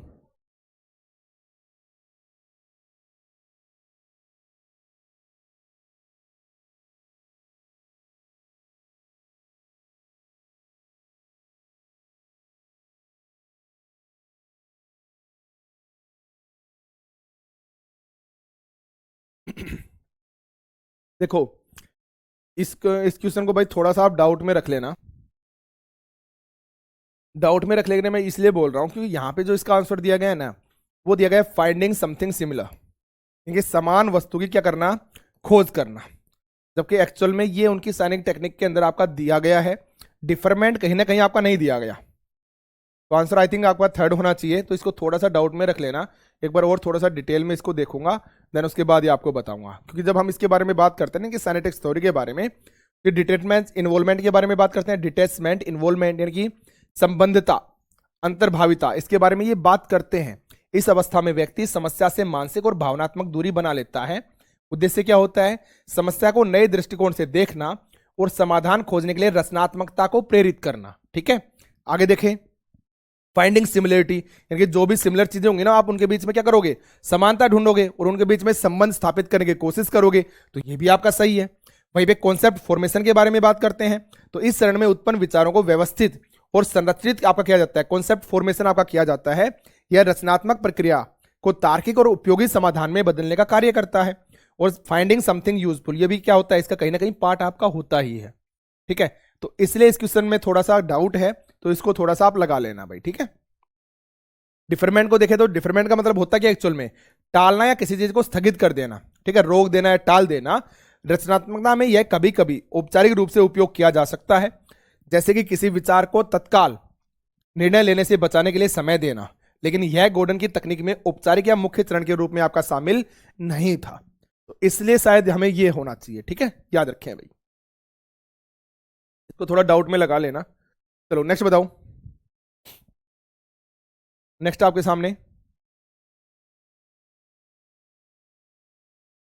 कि निम्नलिखित में से कौन सी एक विशेषता प्रतिभाशाली बच्चों के की दृष्टि से उपयुक्त नहीं है? Out of the following which one characteristics not suits to gifted children? जल्दी करेंगे भाई,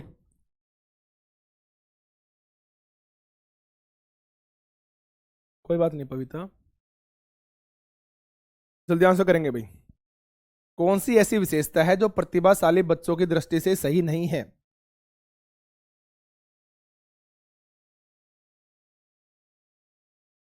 इजी है, अप्लाइड है? यस, यहां पे आंसर जो आपका बनेगा 17 का, वो आंसर बन जाएगा आंसर नंबर 4। तो जो भी प्रतिभाशाली गिफ्टेड जो चिल्ड्रन होगा, तेजी से सीखेगा, आसानी से सीखेगा, बिल्कुल राइट है। कठिन जो मानसिक कार्य हैं उनको प्रदर्शित करता है, यस बिल्कुल। जो भी कठिन वर्क हो गए उसको आसानी से कर लेगा वो, बिल्कुल सही बात है। बहुत प्रकार की जानकारियां रखते हैं जिनके बारे में ज्यादातर बच्चे जागरूक नहीं होते हैं, बिल्कुल राइट है। गिफ्टेड है तो कुछ ना कुछ तो अलग मिलेगा ना, लेकिन हाँ ये आपका नहीं होगा नंबर 4 वाला। क्यों? जो कुछ उन्होंने सुना या पढ़ा है उसे बरकरार रखने के लिए उन्हें बहुत ज्यादा अभ्यास की आवश्यकता होती है, बिल्कुल गलत है भाई। अगर वो इंटेलिजेंट है, गिफ्टेड है, तो वो आसानी से चीजों को समझ जाएंगे, ठीक है, ज्यादा समय तक याद रख पाएंगे, ठीक है, याद रखिए भाई, यस। तो इसलिए आंसर क्या बनेगा आपका? आंसर नंबर 4 बनेगा, must drill is required to retain what he या सी हैज हियर्ड और रीड। ये आपका नहीं हो सकता है, ठीक है, याद रखेंगे आप। चलो भाई नेक्स्ट बताऊं, वह संधि अवस्था का आयु विस्तार क्या होता है? What is the age range of puberty stage?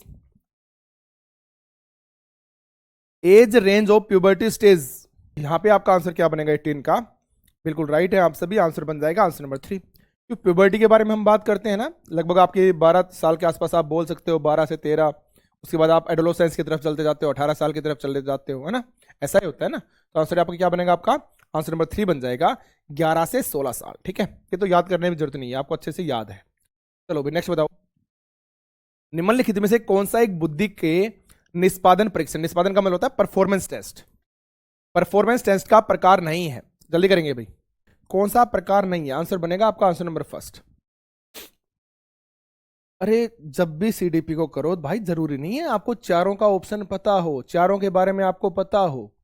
अरे चलो मैंने मान लिया आपको कोहो का ब्लॉक डिजाइन परीक्षण है उसके बारे में नहीं पता, घन निर्माण रचना परीक्षण है उसके बारे में आपको नहीं पता, पोस्ट अलोंग परीक्षण है उसके बारे में आपको नहीं पता है। अरे लेकिन इसके बारे में तो ये तो आपने पढ़ रखा है ना भाई। आर्मी अल्फा परीक्षण कब हुआ था? जब फर्स्ट वर्ल्ड वॉर चल रहा था उस समय आपका किया गया था। क्यों किया गया था? भाई ज्यादा से ज्यादा जो सैनिक है उनको भर्ती करना था, तो इसके लिए आपका ये किया गया था। तो नॉर्मल से बताया कैसा टेस्ट था? उनके आईक्यू लेवल को टेस्ट करने के लिए था। इसको उनके आईक्यू लेवल को टेस्ट करने के लिए था ना, ये आपका उसी के लिए था ना। यहाँ पे आप देखो निष्पादन परफॉर्मेंस टेस्ट थोड़ी ना था ये यार, एक बार आप खुद देख लीजिए। तो बाकी का अगर आपको मतलब पता भी नहीं है तब भी ये आसान था। लेकिन हम लोगों की हैबिट क्या है ना, आप कंप्लीट देखते हो, पूरे क्वेश्चन को देखते हो एक साथ, कि हाँ आप ये सोचते हो कि ये क्यों नहीं हो सकता, उसके ऊपर तो आप जाते ही नहीं हो। अब ये कितना इजी क्वेश्चन था, मैं मान लिया मैंने आपको 3 के बारे में आपको नहीं पता होगा, इस चीज को मैं मान चुका हूं। इसके बारे में तो आपको अच्छे से पता है ना, तो अगर आपको सिर्फ ये याद था तब भी आप आंसर दे देते, तब भी आप इसको गलत नहीं करते। तो ये सबसे बड़ी कमी है हमारी। मैंने हमेशा तक नेग्लेक्ट वाले तरीके से जाया करो, आराम से पहुंच जाओगे एग्जाम उस तक, आंसर तक। यहां पे देखो, आर्मी अल्फा फ्रिक्शन एक वर्बल होता है जिसे प्रथम विश्व युद्ध के दौरान विकसित किया गया था। इसका उपयोग सैन्य भर्ती के दौरान सैनिकों की बुद्धि, उनके जो इंटेलिजेंस है उसका परीक्षण करने के लिए किया गया था। यह आपका परफॉर्मेंस टेस्ट नहीं होता है, याद रखना भाई आप, ठीक है। कोह का ब्लॉक डिजाइन परीक्षण के बारे में बात करें तो यह आपका परफॉर्मेंस टेस्ट है, निष्पादन परीक्षण, परफॉर्मेंस टेस्ट। यह आपका परफॉर्मेंस टेस्ट होता है जिसमें प्रतिभागियों को दिए गए ब्लॉकों का उपयोग करके विशिष्ट डिजाइन बनाने के लिए आपका दिया जाता है। यह परीक्षण बुद्धि का गैर वाचिक यानी नॉन वर्बल रूप में आपका आकलन करता है। नॉन वर्बल होता है, वर्बल नहीं होता है भाई, ठीक है, याद रखें। वही बात करें क्यूब कंस्ट्रक्शन टेस्ट के बारे में, तो यह भी आपका एक परफॉर्मेंस टेस्ट होता है। कैसा होता है? परफॉर्मेंस टेस्ट, जिसमें जो पार्टिसिपेंट होंगे वो घनों का, क्यूब्स का उपयोग करके आपके डिफरेंट डिफरेंट जो स्ट्रक्चर्स हैं, संरचनाएं हैं, उनको बनाते हैं। यह बुद्धि के प्रदर्शन और मोटर स्किल का क्या करता है? परीक्षण करता है, ठीक है। वही पे पास अलोंग टेस्ट के बारे में बात करें तो यह भी आपका परफॉर्मेंस टेस्ट होता है। क्या होता है?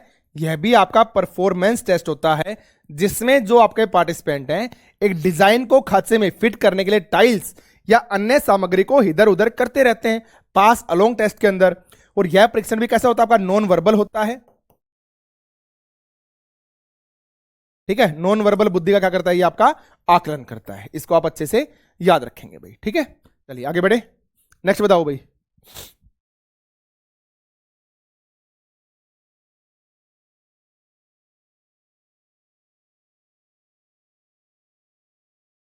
जल्दी आंसर करेंगे भाई नेक्स्ट का।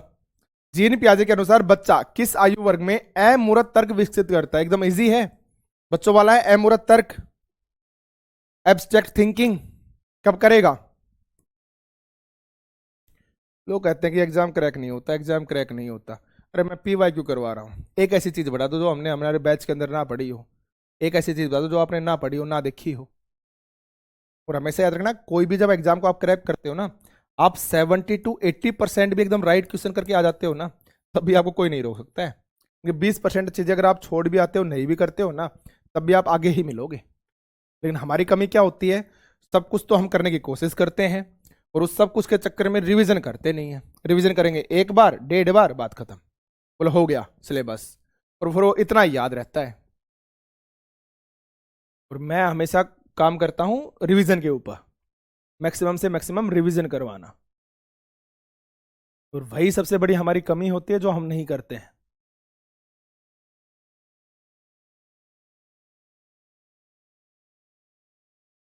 यस, यहां पे आपका आंसर क्या बन जाएगा भाई? 20 का आंसर बनेगा आपका आंसर नंबर 4। कौन सी स्टेज? अगर मैं स्टेज के बारे में पूछूं, फॉर्मल ऑपरेशनल स्टेज। कौन सी स्टेज? फॉर्मल ऑपरेशनल स्टेज दी थी ना उन्होंने, नंबर 4 वाली स्टेज, जो आपकी 11+ हम बोल देते हैं, 11+ या 11 से 15 भी बोल देते हैं। तो आपके हरियाणा जो मेवात वाला पेपर था उसमें भी ये पूछा गया था, अगर आपको याद हो तो, है ना? याद रखेंगे आप इस चीज के बारे में, 11+ या 11 से 15। ओके, तो आपका 11 से 15, 14 क्या हो जाएगा यहाँ पे आपका? जीन पियाजे के एब्स्ट्रैक्ट रीजनिंग के बारे में आपका ये। देखो कभी भी इस एज के चक्कर में मत पड़ जाना कि 11 से 14 होगी या 11 से एग्जैक्ट 15 होगी। ये आपकी 1-2 साल इधर उधर हो सकती है, अकॉर्डिंग टू ऑप्शन हमेशा जाने की कोशिश करना, ठीक है? यस सर, आप कॉल करने की कह रहे थे। प्रीति, थोड़ा पूरा एक्सप्लेन करो भाई इस चीज को ना, कॉल करने के लिए कह रहे थे मतलब, मैं समझा नहीं भैया आपकी बात को। तो याद रखिए भाई, फॉर्मल ऑपरेशनल जो स्टेज है, औपचारिक जो संक्रियात्मक अवस्था है, 11 से 15 वर्ष मैंने लिख रखी है। और यहां पे ये सारी उसकी हैबिट्स होती हैं, ठीक है? Logical with scientific reason. अब विद साइंटिफिक रीजन का मतलब क्या है? कि बच्चा लॉजिक जानता है और उसके पीछे का रीजन जानना चाहता है कि ऐसा हुआ क्यों है। यानी कोई भी काम अगर हो रहा है ना, तो उसके पीछे का रीजन जानने की कोशिश करेगा कि ऐसा क्यों हुआ, ये मुझे बताइए, ठीक है? तो इसलिए मींस बच्चा आप किसी भी काम के होने के पीछे का कारण जानना चाहता है कि ऐसा होने के पीछे क्या कारण है। एब्स्ट्रैक्ट थिंकिंग, जो कि आपका अभी क्वेश्चंस में दिया गया है, तो ये कब स्टार्ट हो जाती है? आपकी फॉर्मल ऑपरेशनल स्टेज के अंदर। यानी कि उसके सामने फिजिकल या कंक्रीट रूप में वस्तु प्रेजेंट नहीं है, बट फिर भी वह उसके बारे में सोच पा रहा है, जैसे कि आपका क्या करना? इमेजिन कर पाना, ठीक है? और वहीं पे बात करें डिडक्टिव थिंकिंग स्टार्ट के बारे में, तो ये भी कब स्टार्ट हो जाती है? आपकी फॉर्मल ऑपरेशनल स्टेज के अंदर, ठीक है? यानी कि इसमें होता क्या है? मींस आपने डायरेक्ट रूल्स बताए और बच्चा उसे एग्जाम्पल बना लेगा, ठीक है? Deductive thinking. आपको इंडक्टिव मेथड और डिडक्टिव मेथड तो याद होगा ना? इंडक्टिव मेथड जो पढ़ते हैं, डिडक्टिव मेथड पढ़ते हैं। इंडक्टिव में क्या होता है? एक तो इंडक्टिव मेथड होता है पढ़ाई का, और एक आपका डिडक्टिव मेथड होता है। ये चीजें है ना आपके टिप्स पे होनी चाहिए, कि इधर उधर की चीजें होती हैं। और कंप्लीट सीडीपी को जिस दिन पढ़ लोगे ना, एक भी चीज दिमाग में से नहीं निकलेगी। अभी सीडीपी का अलग से मैं लेके आऊंगा, तो वहां पे कंप्लीट ही होगी एकदम, 0 से एंड तक। तो किसी एग्जाम में बैठ जाना। फिर देखो यहाँ पे इंडक्टिव मेथड में क्या होता है? इंडक्टिव के अंदर जैसे मैंने मानो हमारे सामने ये बोर्ड है, और इस बोर्ड पे मैं कुछ नाम लिख देता हूं। मैंने लिख दिया अमित, मैंने नाम लिख दिया, मैंने सोनम नाम लिख दिया, मैंने ताजमहल नाम लिख दिया, ठीक है? मैंने यहाँ पे हिमालय लिख दिया, हिमालयाज। और ये सब लिखने के बाद, और मैंने आपको क्या बताया? मैंने बताया कि भाई ये सब क्या है? ये सब भाई सब संज्ञा है, ठीक है? ये सब क्या है? ये नाउन है। ये चीज मैंने आपको बताई। तो ये क्या है? ये आपका इंडक्टिव मेथड है कि आप पहले क्या दोगे? कोई जर्नल एग्जांपल्स दोगे, मतलब एग्जांपल्स दोगे आप कुछ, और उस एग्जांपल से आप क्या बनाओगे? आप एक जर्नल रूल बना दोगे। तो मैंने पहले एग्जांपल दिया, अमित लिखा, सोनम लिखा, हिमालय लिखा, ताजमहल लिखा, और ये सारी चीज लिखने के बाद मैंने आपको बताया क्या?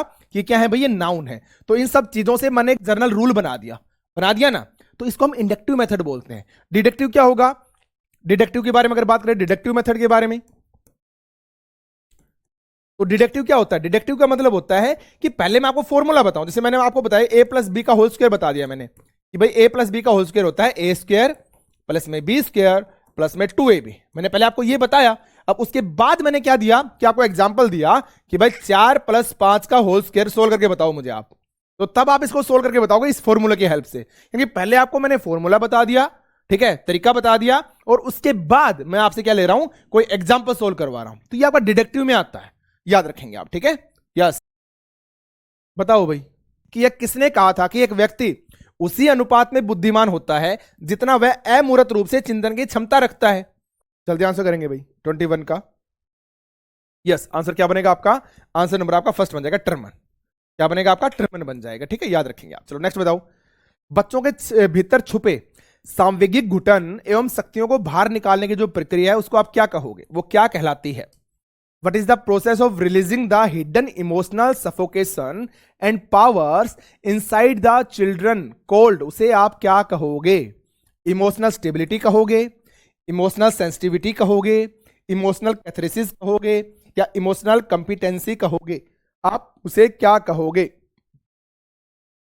जल्दी आंसर करेंगे भाई।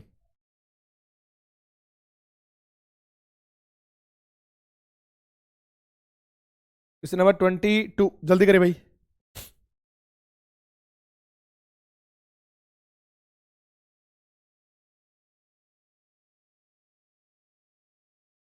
जल्दी आंसर करेंगे भाई, जल्दी करें।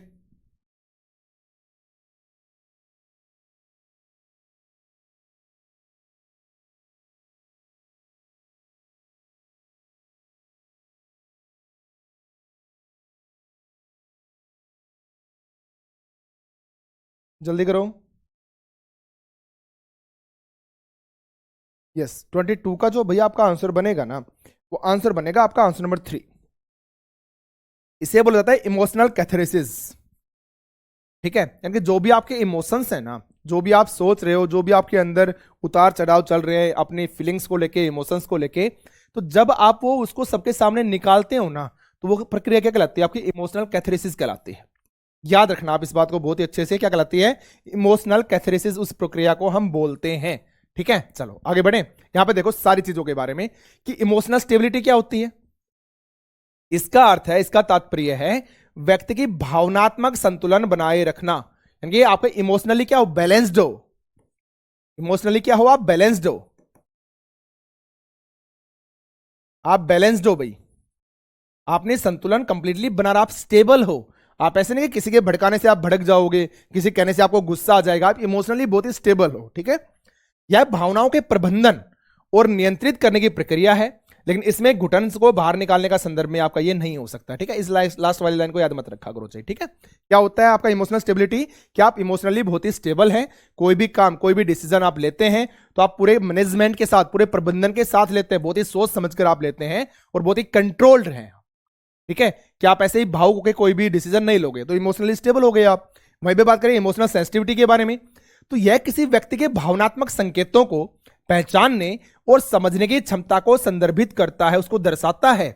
यह बच्चों की आंतरिक घुटन या शक्तियों को बाहर निकालने की प्रक्रिया में शामिल आपका नहीं होता। क्या होता है इमोशनल सेंसिटिविटी, कि जो भी आपके इमोशंस हैं उन इमोशंस को पहचानेगा, उन्हें समझेगा, उसकी कैपेसिटी होती है उसके अंदर इन इमोशंस को समझने की, ठीक है। तो किसमें आएगा आपका, इमोशनल सेंसिटिविटी के अंदर आपका आ जाएगा, ठीक है।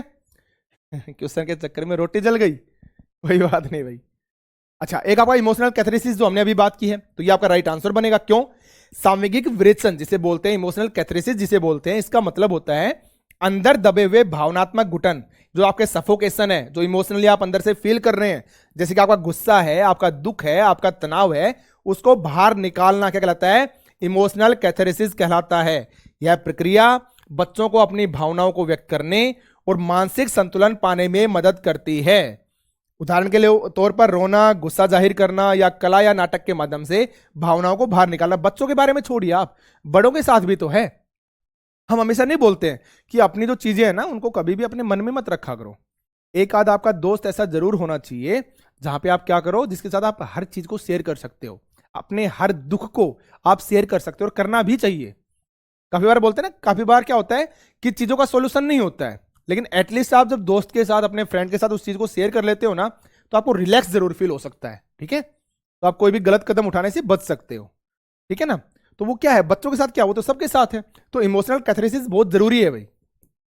अपनी जो भावनाएं हैं, अपनी जो सोच है, अपनी जो थिंकिंग है, अपना जो तनाव है, अपनी जो प्रॉब्लम्स है, अपने दोस्तों के साथ उसको शेयर किया करो भाई, ठीक है, याद रखें भाई। उसके बाद देखते हैं इमोशनल कॉम्पिटेंसी क्या होता है।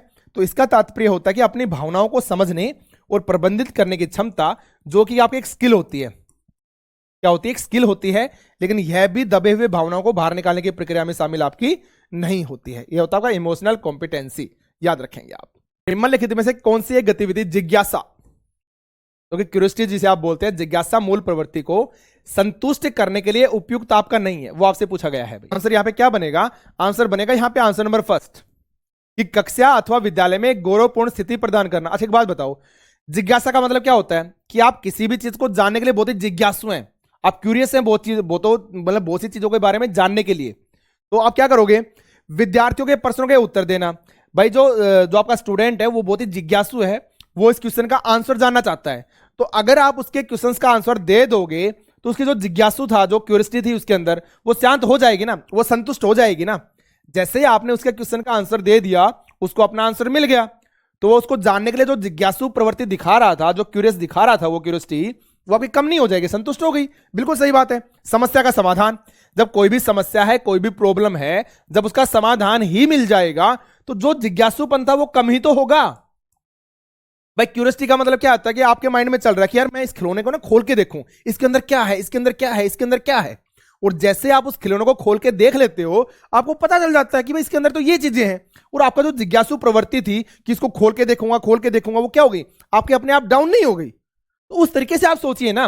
तो जब विद्यार्थियों को अपने क्वेश्चंस का आंसर मिल जाएगा तो जिज्ञासुपन उनका डाउन नहीं हो जाएगा, जिज्ञासु प्रवृत्ति कम नहीं हो जाएगी। वहीं पे अगर समस्या समस्या का अगर समाधान मिल जाएगा तो भी क्या होगा? जिज्ञासु प्रवृत्ति कम हो जाएगी। और वहीं पे बात करें कक्षा में विचार विमर्श, तो नॉर्मल सी बात है, कोई भी प्रॉब्लम चल रही है क्लास के अंदर, कोई भी डिस्कशन चल रहा है, तो जब डिस्कशन ही किसी चीज के ऊपर हो गया तो उनको उनके आंसर मिल जाएंगे ना। तो क्या होगा? आपका जो जिज्ञासु प्रवृत्ति है क्या हो जाएगी? आपकी कम हो जाएगी। सीधी सिंपल सी बात है, ठीक है, याद रखें आप। तो लेकिन ये आपका नहीं होगा। कक्षा अथवा विद्यालय में गौरवपूर्ण स्थिति बनाना, अवॉर्डिंग पोजीशन।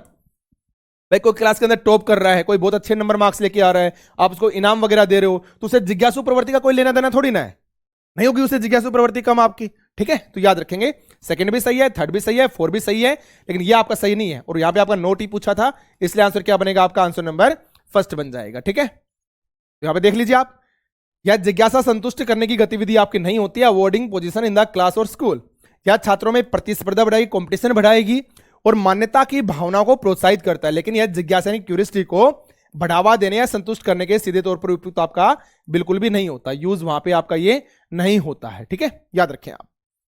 चलो नेक्स्ट बता दो, रोरसा स्याही दबाव परीक्षण में कितने कार्ड निर्धारित होते हैं? भाई 10 होते हैं। अब नॉर्मल सी बात है, 10 में से 5 आपके कैसे होंगे? 5 आपके कलर्ड होते हैं, कलरफुल होते हैं, और 5 आपके ब्लैक एंड व्हाइट होते हैं। देख रहे हो आप, ये आपका पीआरटी लेवल पे भी आया था क्वेश्चन, टीजीटी पे भी आया था, पीजीटी पे भी आपका आ चुका है। तो सीडीपी होती है, सब्जेक्ट ही होता है, उसको कैटेगराइज मत किया करो कि पीआरटी है, टीजीटी है या फिर पीजीटी है। ठीक है, तो 5 आपके कलर्ड होंगे, 5 आपके ब्लैक एंड व्हाइट होंगे, और ये आपका रोरसा स्याही धब्बा किस लिए? कि वहां पे अच्छे अच्छे डॉट्स होते हैं इनके अंदर, और उन डॉट्स के अंदर जो इमेज बनती है ना डॉट्स के माध्यम से, उन धब्बों के माध्यम से, तो उसके बारे में पूछा जाता है। जिस इंसान से ये टेस्ट किए जाते हैं कि बताइए भाई आपको क्या दिख रहा है यहाँ पे, और वो उसके अकॉर्डिंग अपना रिप्लाई करता है, तब उसकी जो मानसिकता है, जो उसकी सोच है, उसके बारे में यहाँ पे आपका पता लगाया जाता है। ठीक है, याद रखें आप। तो आंसर यहाँ पे क्या बनेगा? आंसर नंबर आपका सेकंड बन जाएगा। चलो नेक्स्ट बताओ, शैक्षिक मनोविज्ञान के पिता के रूप में किसे जाना जाता है? शैक्षिक मनोविज्ञान के पिता के रूप में किसे जाना जाता है? एल थॉर्नडाइक होंगे, पेस्टोलॉजी होगा, हर्बर्ट होगा, या फिर फ्रोबेल होगा? जल्दी करेंगे भाई। नहीं शीतल श्योर हो रहे हैं, कोई ऐसी बात नहीं है।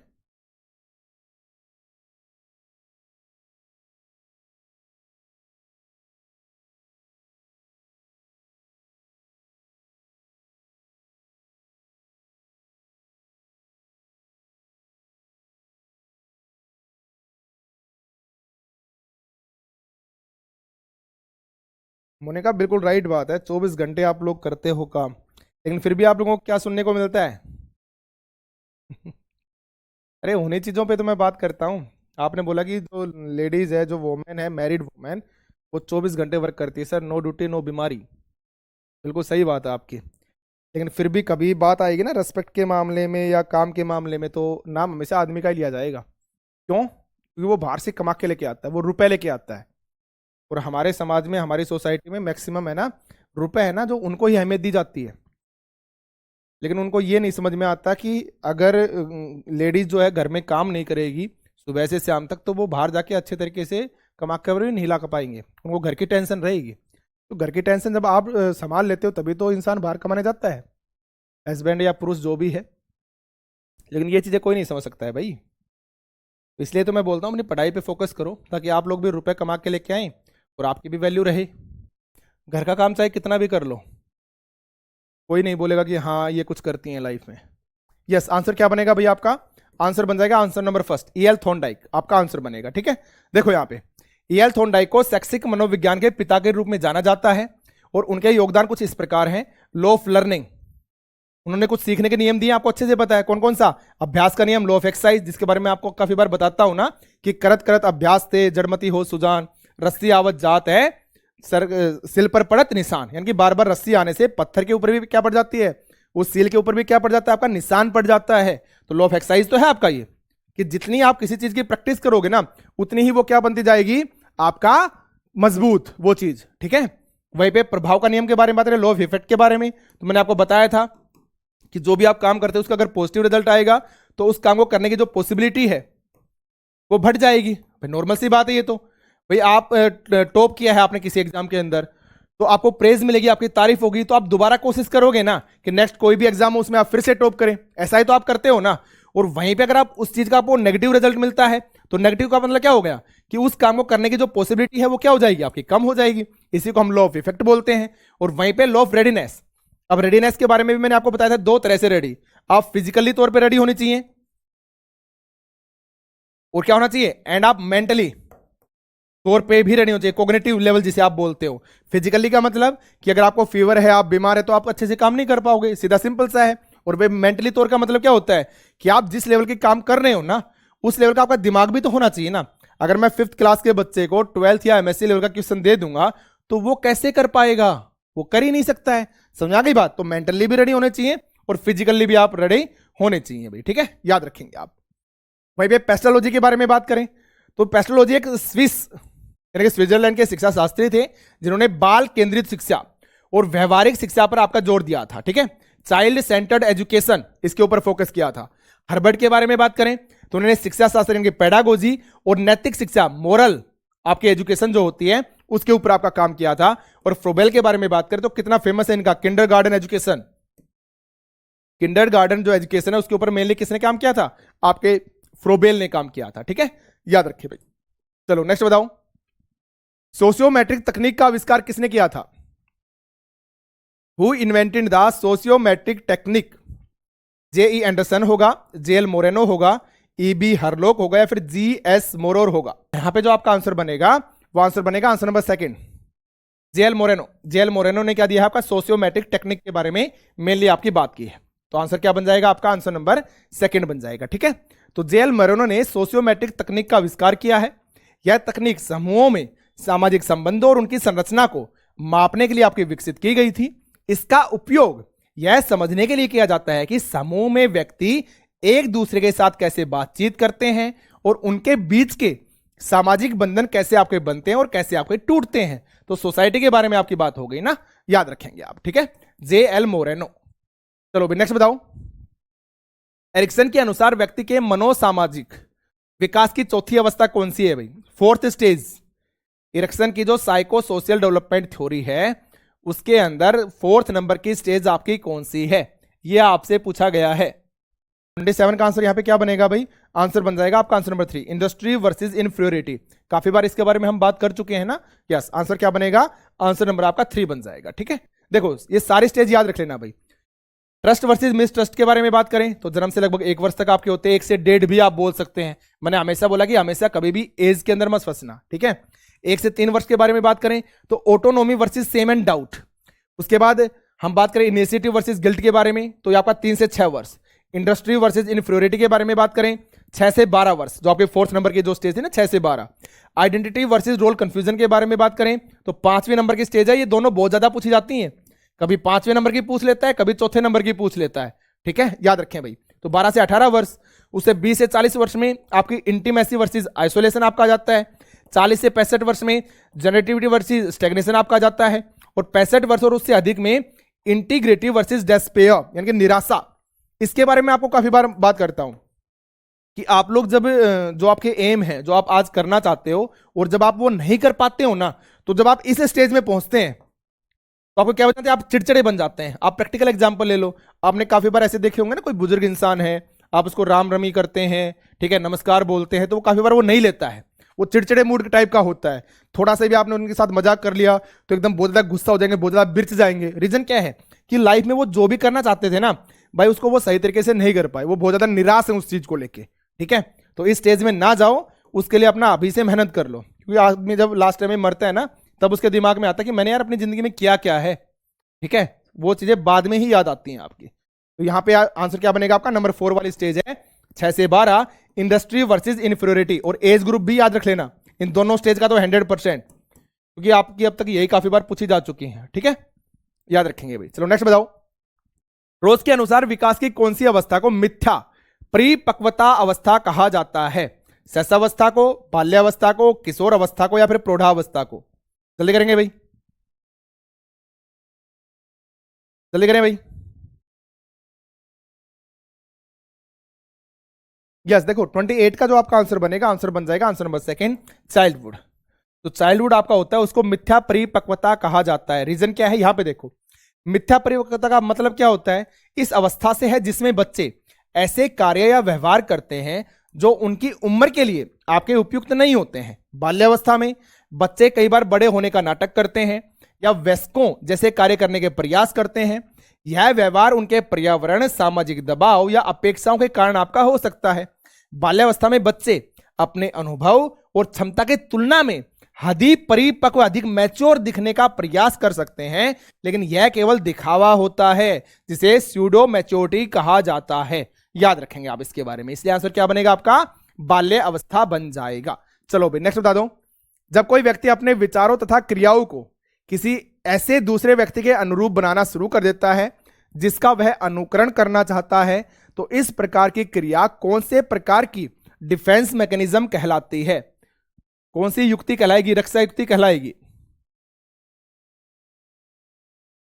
जल्दी आंसर करेंगे भाई। आइडेंटिफिकेशन होगा, प्रोजेक्शन होगा, रेशनलाइजेशन होगा, या फिर डिस्प्लेसमेंट होगा? जल्दी करेंगे भाई।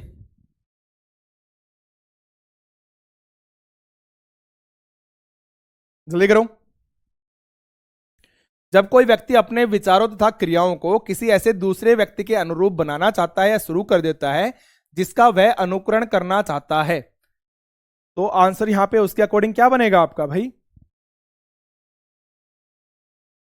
देखो आप लोग गलत जा रहे हो, कुछ लोग गलत जा रहे हैं भाई।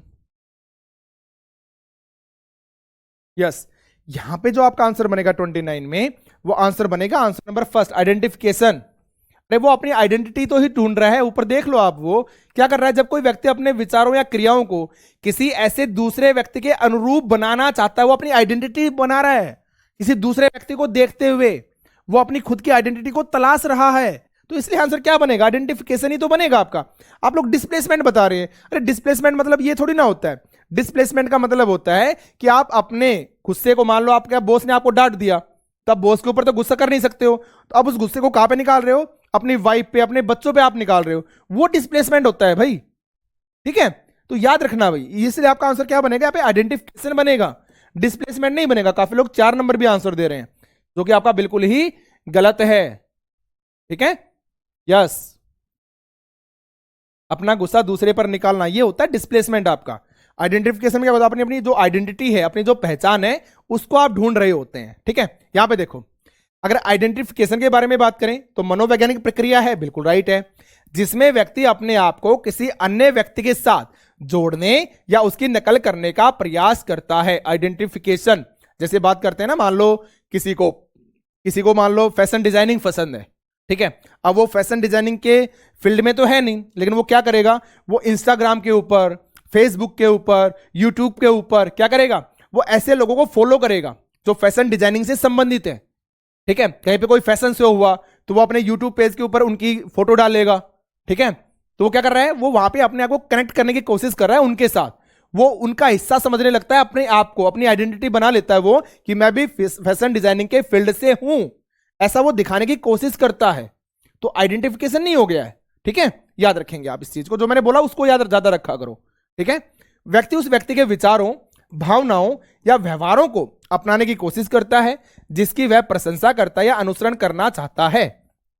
यह प्रक्रिया आमतौर पर किसी आदर्श व्यक्ति, माता पिता, शिक्षक या अन्य प्रभावशाली व्यक्तियों के प्रति आपकी हो सकती है। जैसे मैंने आपको एग्जांपल दिया ना कि आप लोग को फैशन डिजाइनिंग में आपको जाना है, तो आप ऐसी चीजों से ज्यादा कनेक्ट होने की कोशिश करोगे। बेशक आप उस फील्ड में जा नहीं पाए हो, लेकिन फिर भी अपने आप को कनेक्टेड फील करवाओगे आप वहां पे, ठीक है, याद रखेंगे। यही पे प्रोजेक्शन के बारे में बात करें तो यह डिफेंस मैकेनिज्म वह होते हैं जिसमें व्यक्ति अपनी अस्वीकार्य भावनाओं या इच्छाओं को किसी अन्य व्यक्ति पर थोप देता है। जैसे कि यदि कोई व्यक्ति ईर्ष्या करता है तो वह कह सकता है कि दूसरा व्यक्ति ईर्ष्या कर रहा है, यानी कि अपनी गलती ना मान के अपनी चीज को किसी दूसरे के ऊपर थोप देना, प्रोजेक्ट कर देना, प्रोजेक्शन कर देना, ठीक है। वहीं पे रैशनलाइजेशन हमने बताया था कि अपनी असफलता, गलती खुद की है, लेकिन क्या करेगा, कोई वैलिड रीजन देने की कोशिश करेगा। जैसे आपका एग्जाम खराब हो गया तो आप क्या बोलोगे कि है ना, पेपर मुझे लेट से मिला था, वहां पे मेरा पेन काम नहीं किया, ठीक है, पेपर है वही हार्ड आ गया था। तो आप ऐसे वैलिड रीजन बनाओगे जो कहीं ना कहीं स्वीकार्य हैं। अब मान लो आपका एग्जाम बहुत खराब हुआ, आपने तैयारी नहीं की थी, लेकिन आप घर पे आओगे, आप क्या बोलोगे, आपके मामा मम्मी पापा ने पूछा कि एग्जाम कैसा हुआ, तो आप लोग क्या बोलते हो, एग्जाम तो बहुत इजी आया था, लेकिन है ना मेरा पेन काम नहीं किया, मेरा पेन है ना बीच में करते करते रुक गया, और किसी से पेन मांगा तो उनके पास नहीं था एक्स्ट्रा में, मुझे पेन मिल ही नहीं पाया। आप ऐसा बोलोगे ना तो माँ बाप क्या कहेंगे, कोई बात नहीं बेटा, कोई बात नहीं, वैलिड रीजन है, वैलिड ही तो है ना भाई, पेन काम नहीं किया, आपकी किस्मत है, ऐसा ही बोलेंगे, है ना। तो आप एक वैलिड रीजन देने की कोशिश करते हो अपनी असफलता या गलत व्यवहार को छुपाने के लिए, ठीक है, याद रखें आप, ऐसा ही होता है, राइट सीमा, यस। तो परीक्षा में असफल होने पर कहना कि प्रश्न पत्रिका था आपका बहुत ही ज्यादा कठिन आया था, क्वेश्चन पेपर आपका बहुत ही ज्यादा कठिन आया था। वहीं पर डिस्प्लेसमेंट के बारे में बात करें तो यह वह प्रक्रिया होती है जिसमें व्यक्ति अपनी भावनाओं को एक सुरक्षित लक्ष्य की ओर स्थानांतरित कर देता है। जैसे कि कार्यालय में बॉस पर गुस्सा आना और घर आकर गुस्सा बच्चों पर निकालना। देखो एक सुरक्षित लक्ष्य की तरफ मतलब बॉस के ऊपर डांट लगाएगा तो बॉस तो नौकरी से निकाल देगा, बॉस को अगर वापस थप्पड़ मार देगा तो बॉस तो नौकरी से निकाल देगा। लेकिन घर पे गुस्सा आया, सब्जी में थोड़ा सा नमक कम मिला, वाइफ को सुना दे, वाइफ क्या करेगी, कुछ नहीं कर सकती। ऐसा ही सोचते हैं ना, बच्चे हैं क्या करेंगे, वापस तो मारेंगे नहीं, तो बच्चे भी कुछ नहीं कर सकते हैं। तो इसलिए बोला कि एक सुरक्षित लक्ष्य की तरफ कि जहां पे उसका ज्यादा नुकसान नहीं होगा उस तरफ उसको डिस्प्लेस कर देता है, डिस्प्लेसमेंट कर देता है, ठीक है, याद रखेंगे आप।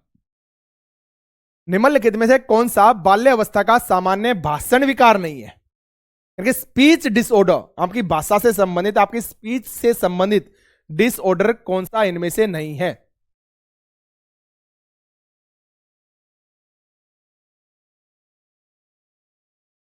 Which of the following is not the common speech disorder of the childhood? Depletion of energy होगा, लिप्सिंग होगा, स्लरिंग होगा या फिर स्टटरिंग होगा। जल्दी करें भाई, जल्दी करेंगे। यस बिल्कुल राइट है आप सभी। यहां पे आंसर क्या बनेगा आपका, आंसर नंबर आपका फर्स्ट बन जाएगा, ऊर्जा की कमी। अभी कोई स्पीच डिसऑर्डर थोड़ी ना है, तो ऊर्जा की कमी है, खाना खा लोगे अच्छे से फिर से ऊर्जा आ जाएगी, है ना। लेकिन तुतलाना यानी कि लिप्सिंग करना, अस्पष्ट उच्चारण यानी कि स्लरिंग, देखो याद रखना इनके इंग्लिश वर्ड को पक्का याद रखना कि अस्पष्ट उच्चारण क्या बोलते हैं, स्लरिंग बोलते हैं। हकलाने को क्या बोलते हैं, स्टटरिंग बोलते हैं, याद रखना भाई। और तुतलाने को क्या बोलते हैं, आपके लिप्सिंग बोल देते हैं, ठीक है। तो ये याद रख लेना, ये सारे के सारे किससे संबंधित हैं, आपके स्पीच डिसऑर्डर से संबंधित हैं। लेकिन ऊर्जा की जो कमी है ये आपका स्पीच डिसऑर्डर नहीं हो सकता है।